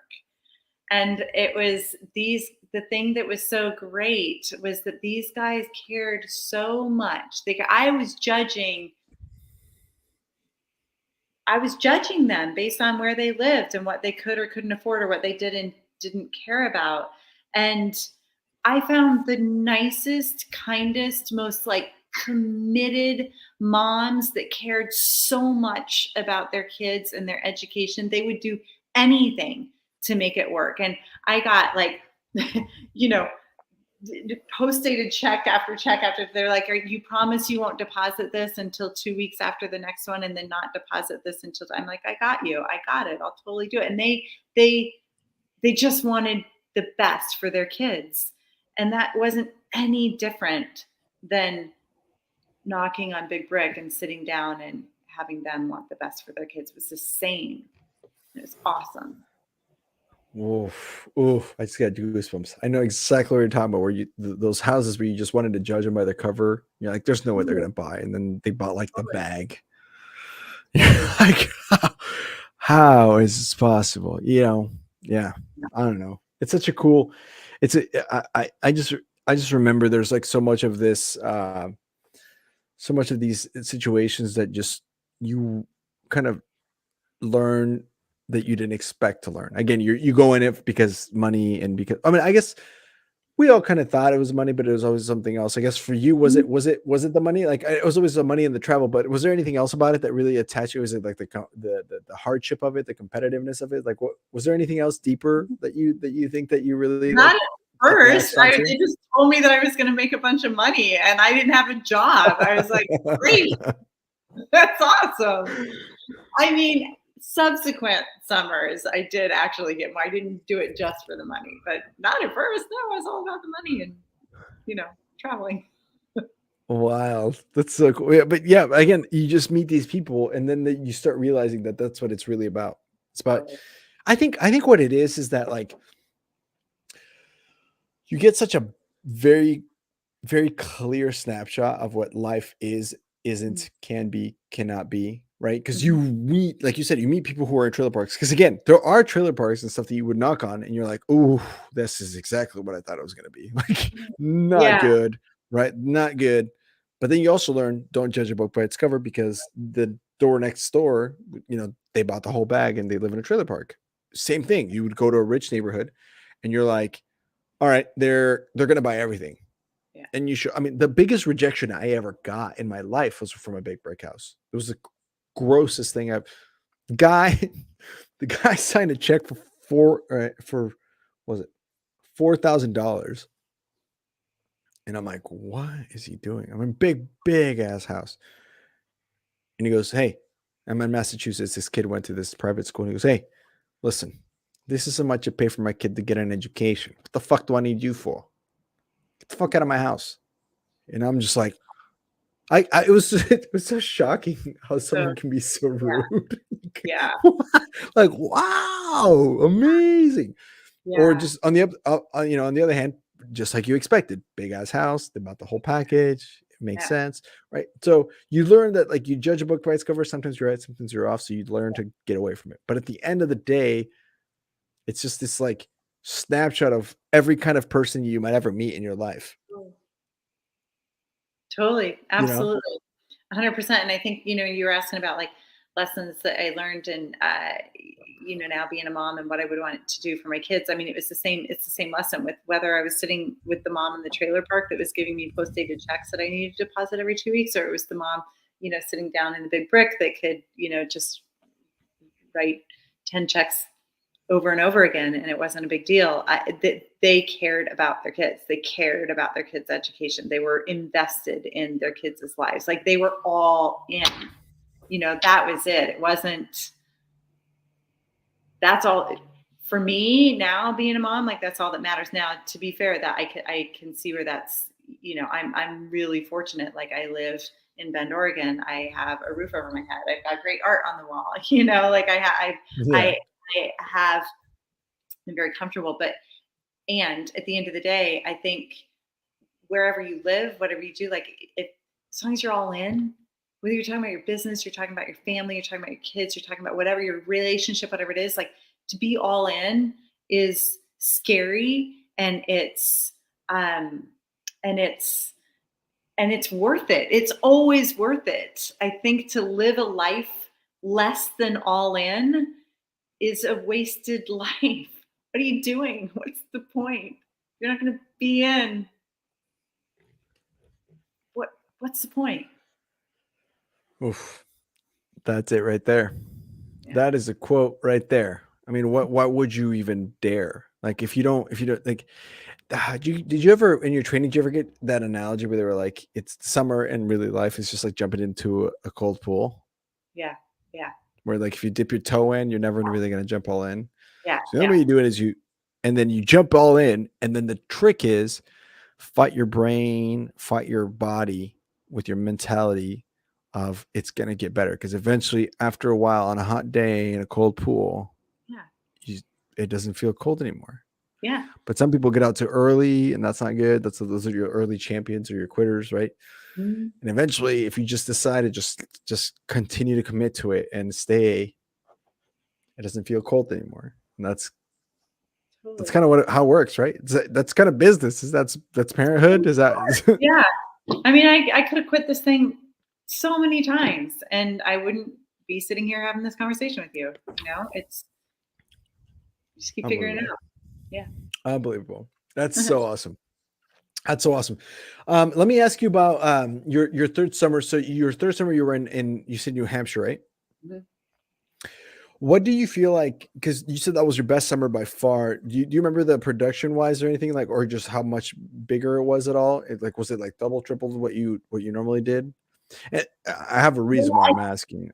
Think if I remember right. So I think I did that 3,000 units my first summer. I think I did like 7,500 my second summer, and then maybe like it would have been, I don't know, 13 something my You third sold summer. 13,000 units.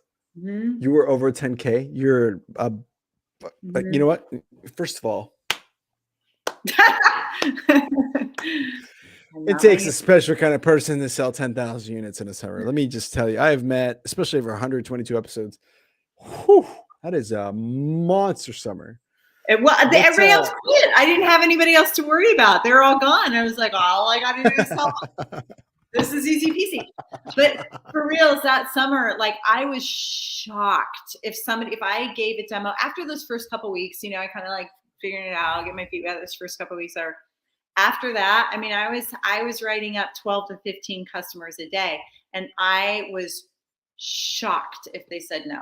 Like I literally believe that part about like, oh, you must not have heard me. That wasn't a line for me. Like I really thought, oh, they must not have heard me. Like they you must out of your mind. Totally. I really believe that. For people listening who didn't sell books, to kind of get the context of what that means, you do an approach where it was like, "Hi, are you Mr. Michelle? Great. My name is Andres. I'm a college student from Nebraska, and I'm the one that's been talking to all the families here in Oregon, just showing the books, the kids' books, right? Yeah. Anyways, I just wanted to catch up with you for a quick second. Did you have 5-10 minutes really quick? And we can sure you can talk outside. Who are you? Who are you? What are you? And he'd be like, yeah. And then you would say the famous line, "Oh, I guess you haven't heard about me yet." And that was your second approach. So then you would go back and say something very similar. Be like, "Oh, okay, let me just back up." Like I said, college kid from Nebraska, just some kids books to help kids with homework. Johnsons and the Thompsons and the Gamboas and the Mitchells bought, but just they figured I'd come chat with you for a quick second. If you have 5 minutes, I can just sit down outside. And so the idea was that when you said, "Oh, I guess you haven't heard about me yet," you had to be as genuine with that as possible. So that's what you're referring to. When you said that, you were like, "What the fuck? Do you not know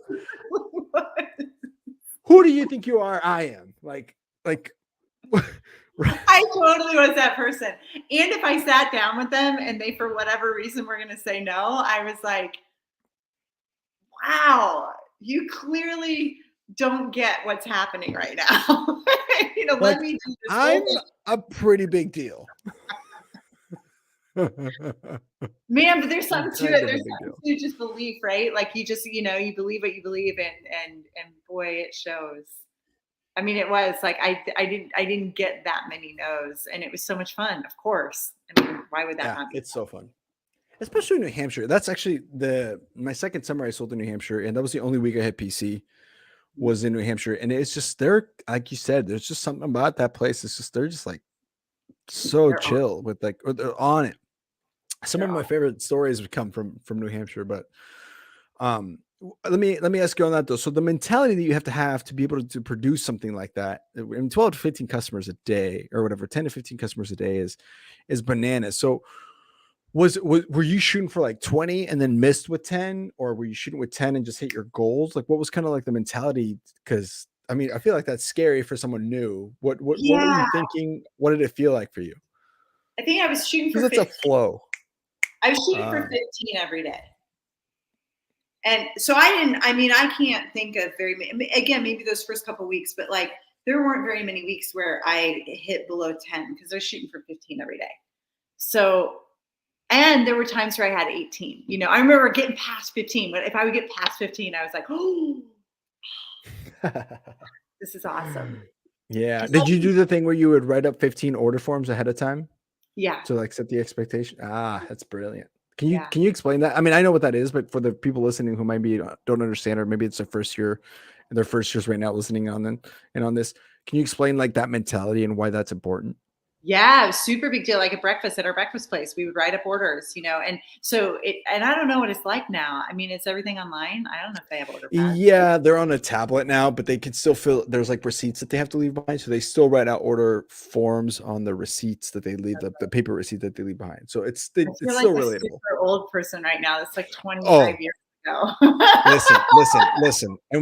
listen, and we can now go into this kind of conversation where there's a lot of imperfections that Southwestern has, and one of them was they were late always to innovate. Because my first summer, all the way through my fourth summer in 2016, they were still doing paper orders, where like Oh, most door-to-door companies. So I'm with you. I mean, we okay.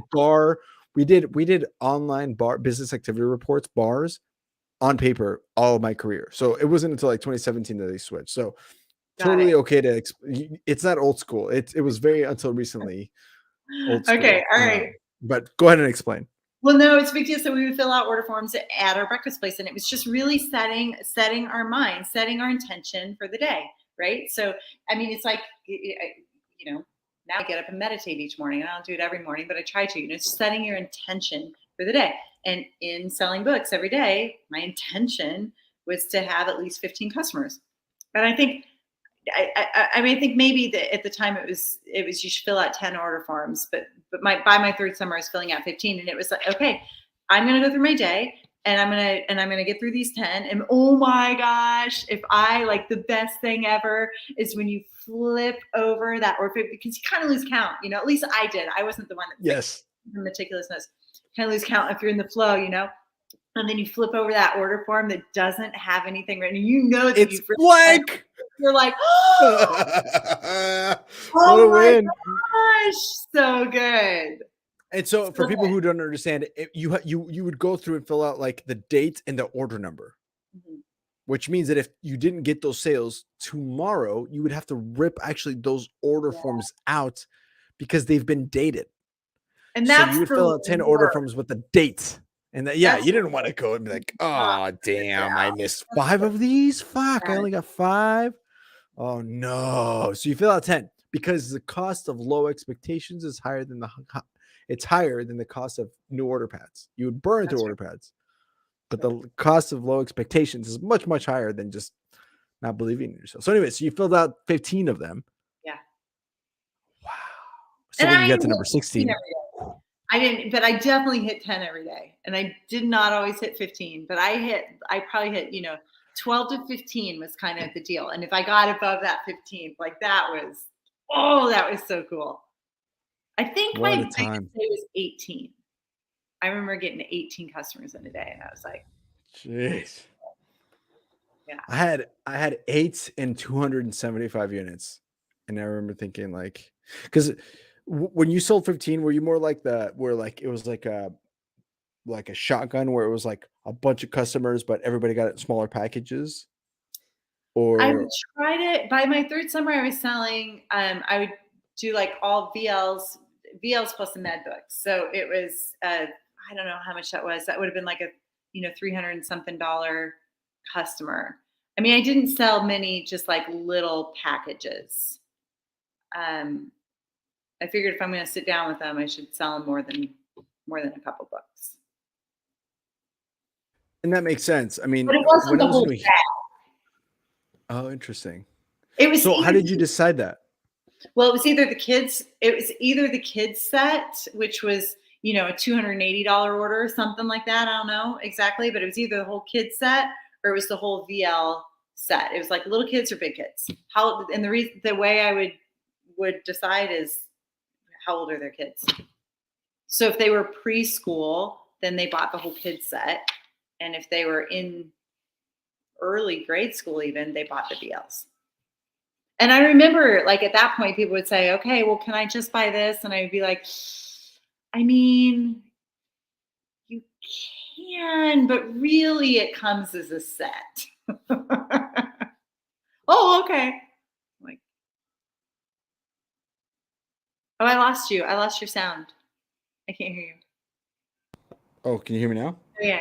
Oh, I I accidentally muted myself because there was a horn going off, and I'm like, oh, and then I forgot to turn it back off.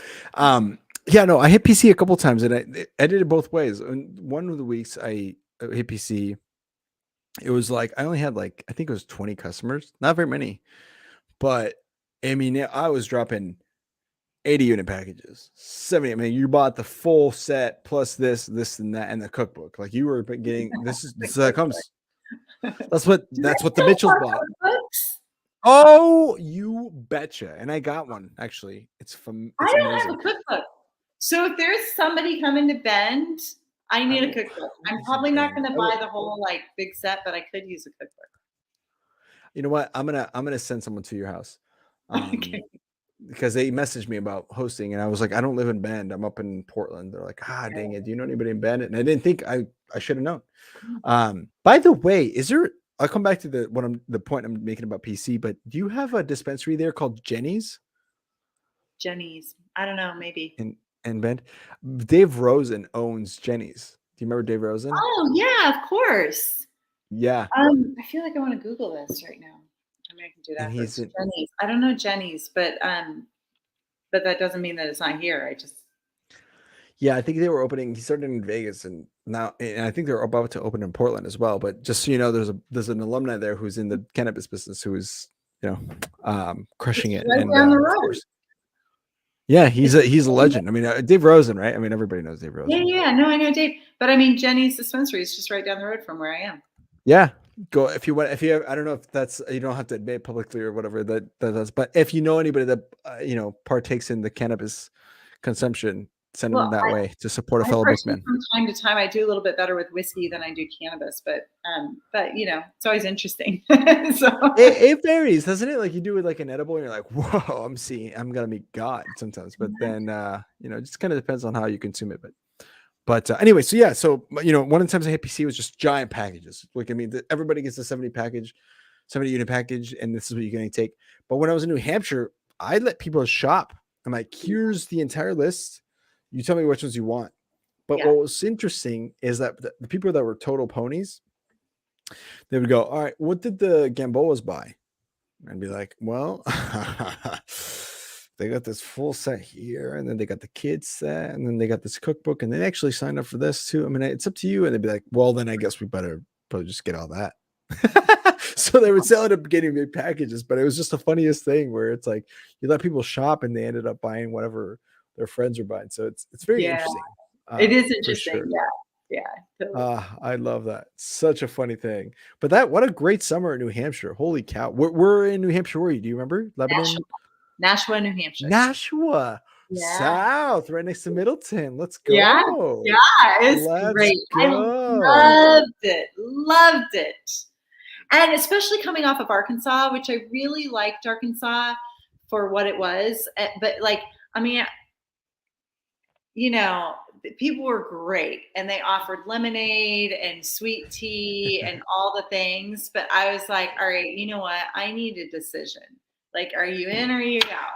Because I got 20 minutes and I got to go. And that was never a deal in New Hampshire. It was like, like boom, boom, boom. I loved the efficiency of it. I mean, would you live there? if I don't know. I don't know. I mean, maybe that was a long time ago. It was like 25 years ago. But like, I uh, think, okay, honestly, if I'm going to live somewhere other than Bend, Oregon, which I'll stay here until my kids are, they're at the Bend International School. They're like, it's such a great, I love it. So we'll hang out here for a bit. And then I think my next move is to Latin America, somewhere on the ocean. And I'm just going to, Colombia. I would love to go to Colombia. I've never been. Oh man. I would love to go. Let's talk about this afterwards too. You and I have a lot to talk about afterwards. Yeah, we do. Holy moly. Whether it's drinking kombucha every episode, to book people in your territory, to getting you in touch with some awesome people, and for sure that listen, distributors, right? Listen, Yeah. Colombia is a quick love letter to Colombia here on the show, on the air. The most biodiverse country in the world by landmass, by like square footage. Yeah, So yeah. it's only second to Brazil, but Brazil's so much bigger that that's why. But if you like take it by like the square footage or the square Okay. mileage of it, and if you're looking for a beach, I mean, it's just the Yes. food, the people, the culture, the love that is there. It's man, it's hard. Well, I You're was not gonna find a better place. definitely Latina in in another life or a parallel life or something. Like my heart is in Latin America. Like I landed in El Yucatan. I swear I was Mayan at some point. Like I just the earth, the soil. That I remember landing there and just genuinely feeling like I was at home. I got off the plane. I smelled the air, and I put my feet on the earth, and I was like, I'm home.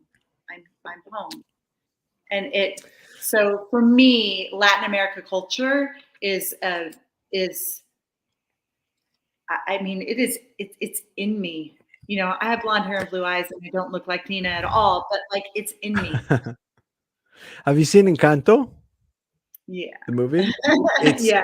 so the parts of Colombia that aren't shitty. So there's Narcos if you want to see the shitty part. Got it.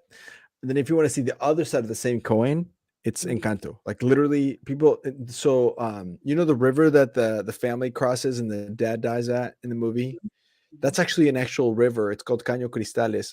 Let me see if I can pull this up. I am sorry. This is probably not even anything about the podcast, but you know, I have the opportunity to brag about my homeland. I'm going This to is right so now. great. I love this. I love it, amigo mío. Let me share this screen. This is actually a river. It's called the Rainbow River in Arcoíris. Colombia. Yeah, El Río de Arcoíris. So it looks as follows. And so it's like when you go to it, there's like different, like if you see this, I don't know if you can see this, but there's like 7, it's called the Rainbow River. So it was inspired by How is this? How? it's because of the minerals in the rock and the sediment underneath the water, and the water is so clear that it shines through.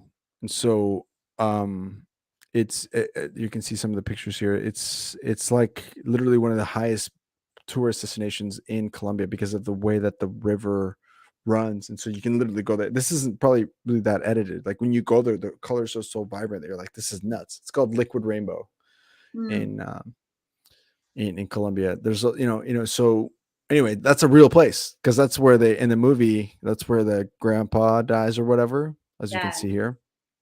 Look at that. Yeah, it's bananas. It's like it's really just something else.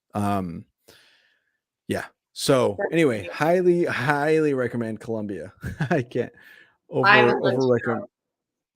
Yeah, hardcore recommend. But yeah. Okay, I'm thinking, by the way, speaking of Arcoíris, I know that your podcast is called Ponytails and that you're not at all asking for any marketing advice whatsoever. Please listen.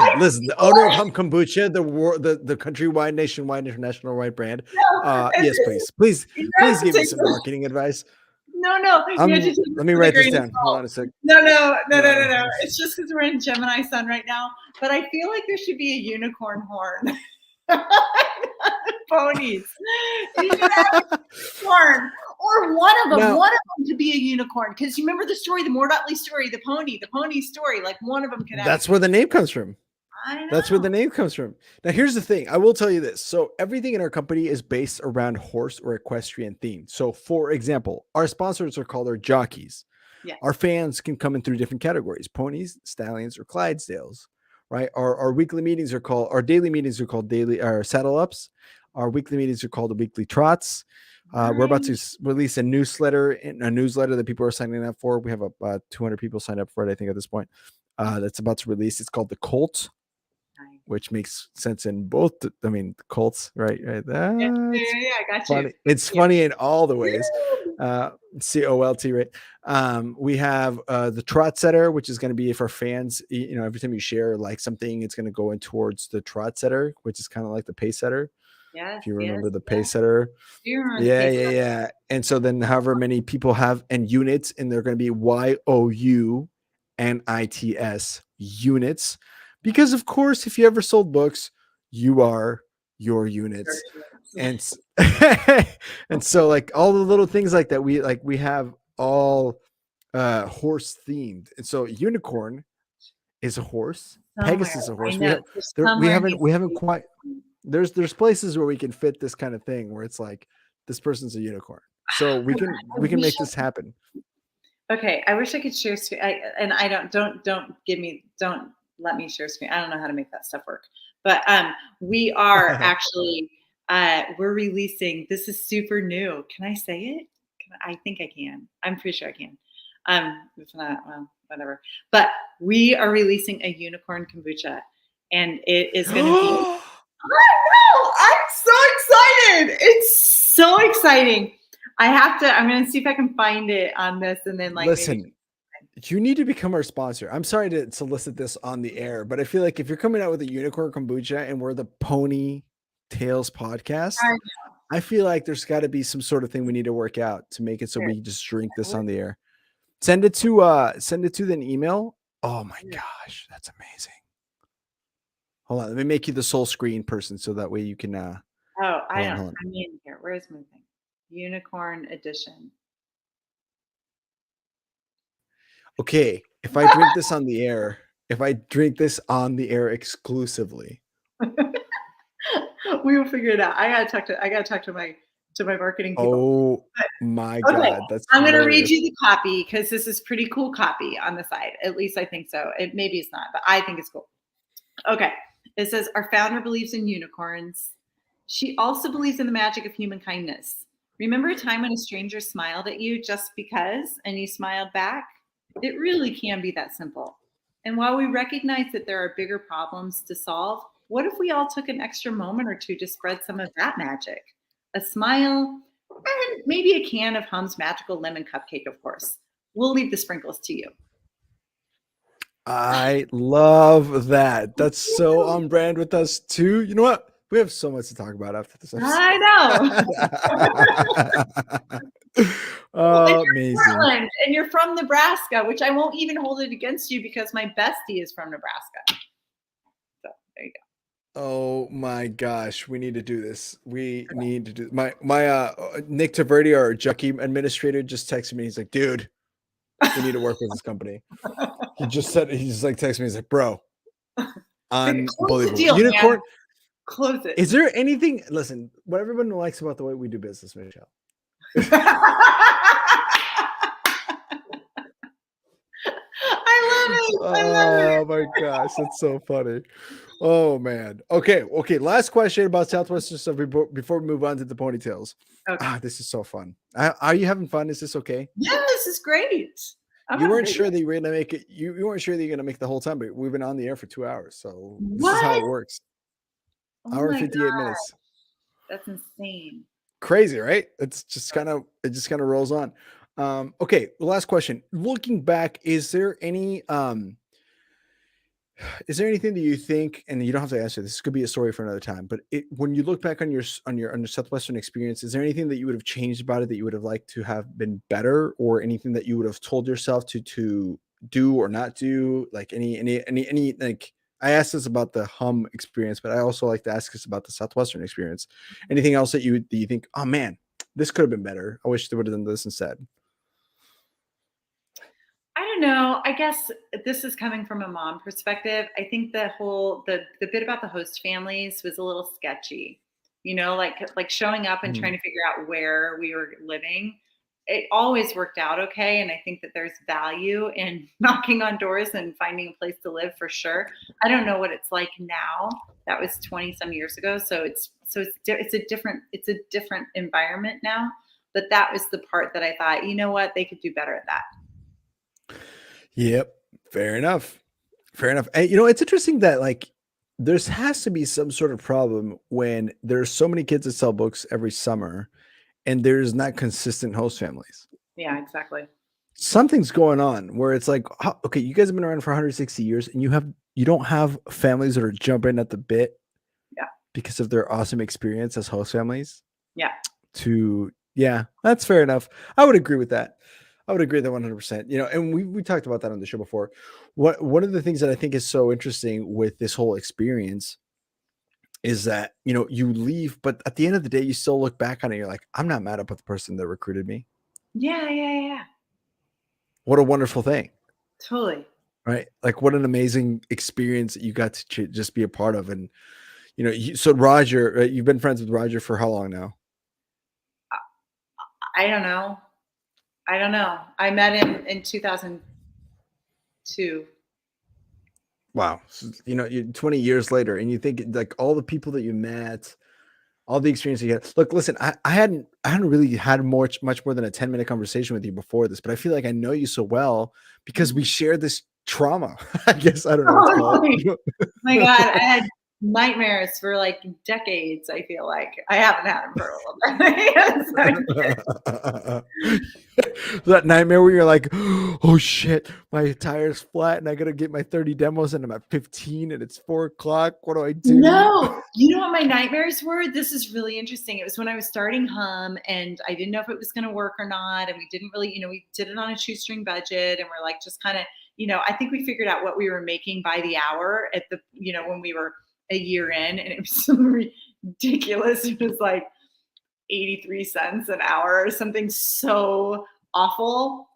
And I remember having these nightmares that I had to go out and sell books again in order to support my family. Oh no. Legit. Those were the nightmares. I was like, damn it. I have to go sell books again, because it was like, okay, I knew that if I went and sold books that I could make an income, like that I would be good to go. And the nightmare was the fact that I had to like go sell books. Yeah, because I don't even know how to approach this. First of all, Shane Hertig, who was like our third guest ever, once said, you know what? I know my family will never starve because at the very, very worst, very, very worst, if I ever have to pick up a fucking sample case, I can go make 50 grand selling books. So, it was, it was. That was my dream. Nightmare. It's true.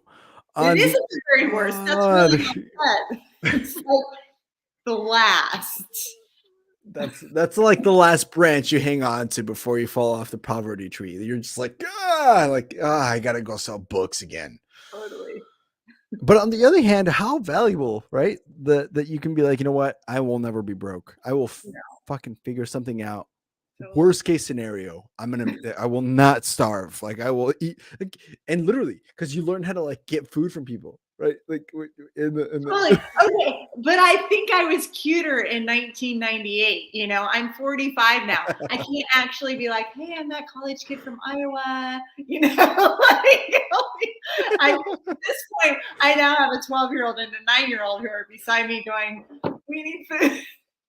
This is not. I'm bald and have tattoos and I'm brown. Some places they don't really like it. You can't just go to Alabama and be like, hey, I'm Andres. And they don't really get out of my country. You're like, all right, yes. Got it. Fair enough. But it is what it is. I mean, the experience, again, you would never be mad about the person that recruited you. You think back and you go, thank you. It changed my life. Yeah. I wouldn't be here without it. Absolutely. Especially us. I mean, this is literally like without Southwestern, this isn't my job. So in a weird way. Thanks, Dan. Thanks, Yeah, Mort. there you go. Appreciate it. Yeah. Yeah. Oh man. Alrighty. Cool. Whew. I think we've arrived at the ponytails. What do you say? Ooh, ponytails. Okay, great. Yeah. Here we go. I'm going to give a quick shout out to some of our other friends here at the show. In the meantime, you can kind of think, collect your thoughts and some of the best or crazier stories that you maybe remember. I don't know if some of them have jogged your memory. If you can't think of any of them, by the way, Yvette Keister is a great example of someone who didn't really pull out a story, but just said, "Hey, here's the 3 things I learned that have completely changed the way I've ran my life and absolutely changed the way that I, operate in order to have what I have today." So take a couple minutes to think about that. I'm going to talk about some of our friends here at the show. To start out with, hey guys, if you're listening, if you're still with us, thank you so much for being on. Love you guys a lot. I want to give a quick shout out to V Designly.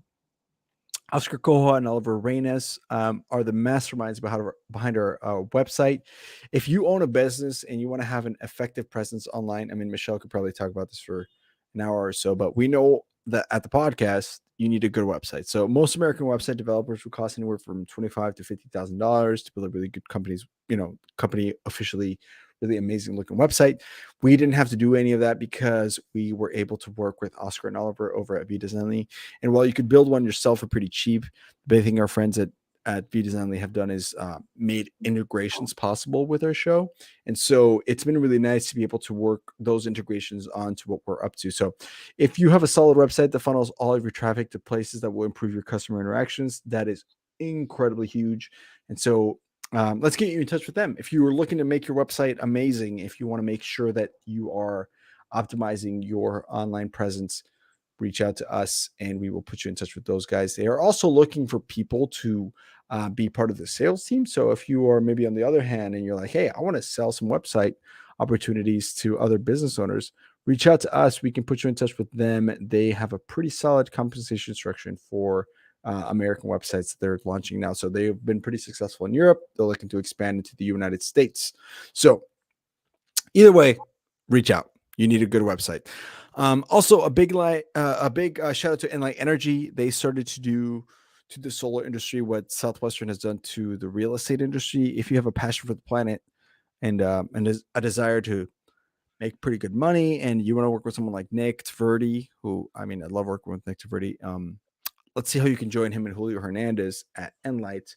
They're in the solar industry, and a sale every other week in solar is enough to earn you a 6-figure income. It's such a cool industry to work with, and you're really helping people save money instead of adding extra expense on their, living situation.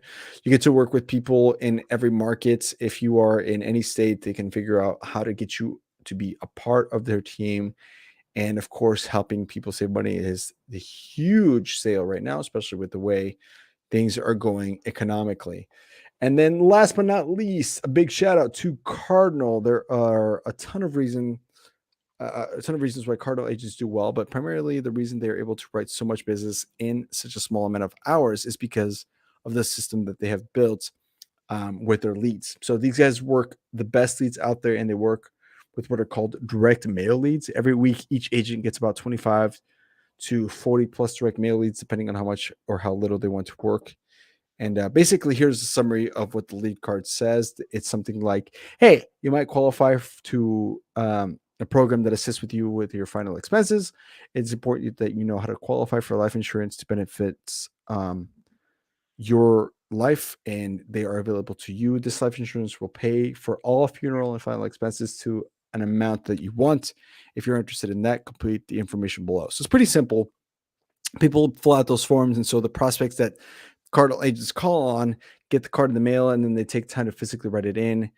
They write all their information and mail it back in. And that's why their leads are so warm, because they're people who are genuinely interested in talking to them. So the return of investment of their time is pretty high. And they're spending almost all of their time with like pretty legit prospects.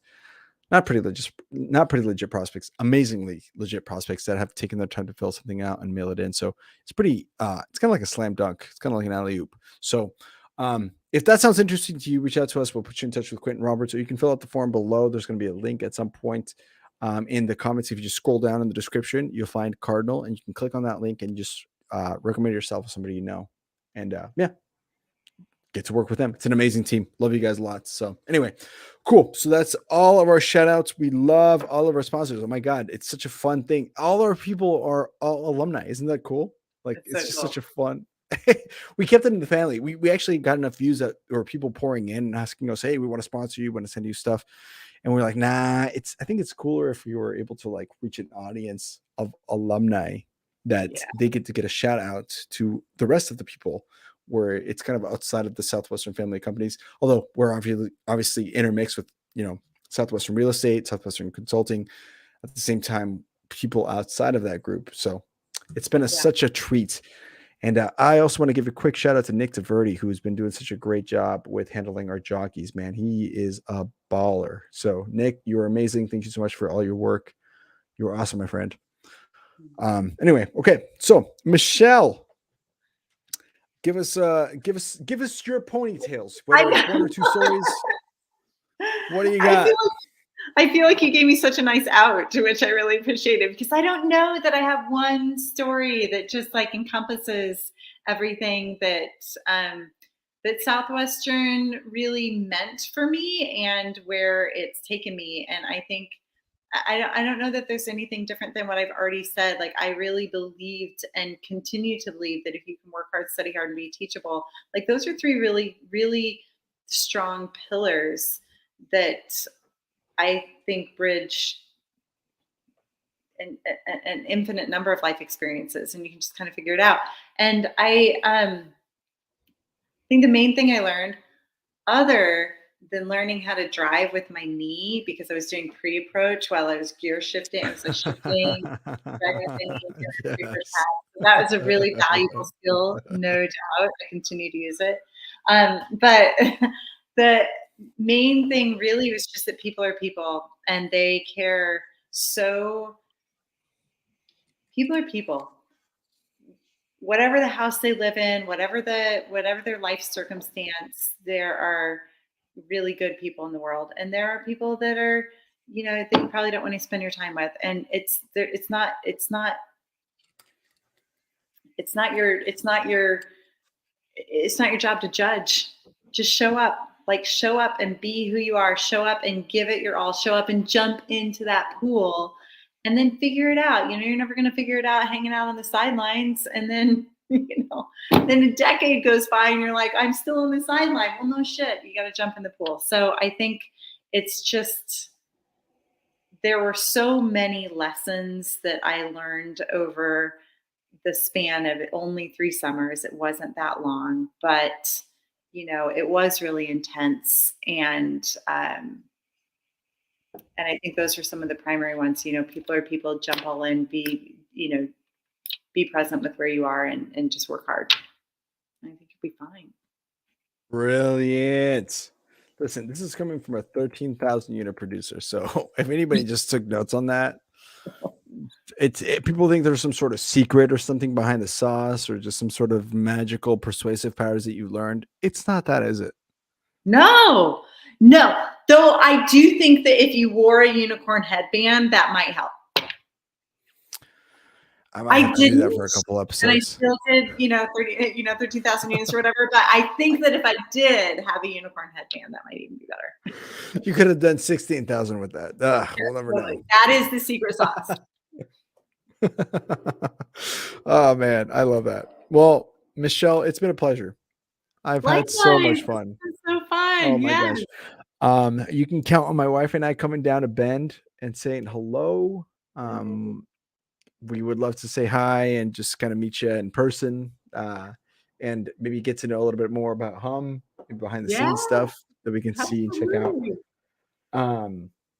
Thank you so much for your time and just really spending these couple hours with us to share a little bit about your experience. It's been such an interesting conversation, and this is one of the best things I love about our show is that we get to kind of really have a real conversation with people, not just like a quick 30-minute snapshot of like the fast part about it, but really dig into some of the cool stuff that we got to do both when we were in college and what we're doing now. So thank you so much for being a great example, for being such a stud at business, and for showing us a way that you can definitely make it if you have a really cool product and just the grit to move on and keep going through all of the hard things. Thank you so much. Did you have fun? Hopefully it was a good experience for you as well. It's great. I was just going to say thank you. I really, really appreciate the conversation and just the fact that we get to share some really important messages too. So I hope that everybody enjoyed it, and thank you for having me. Absolutely.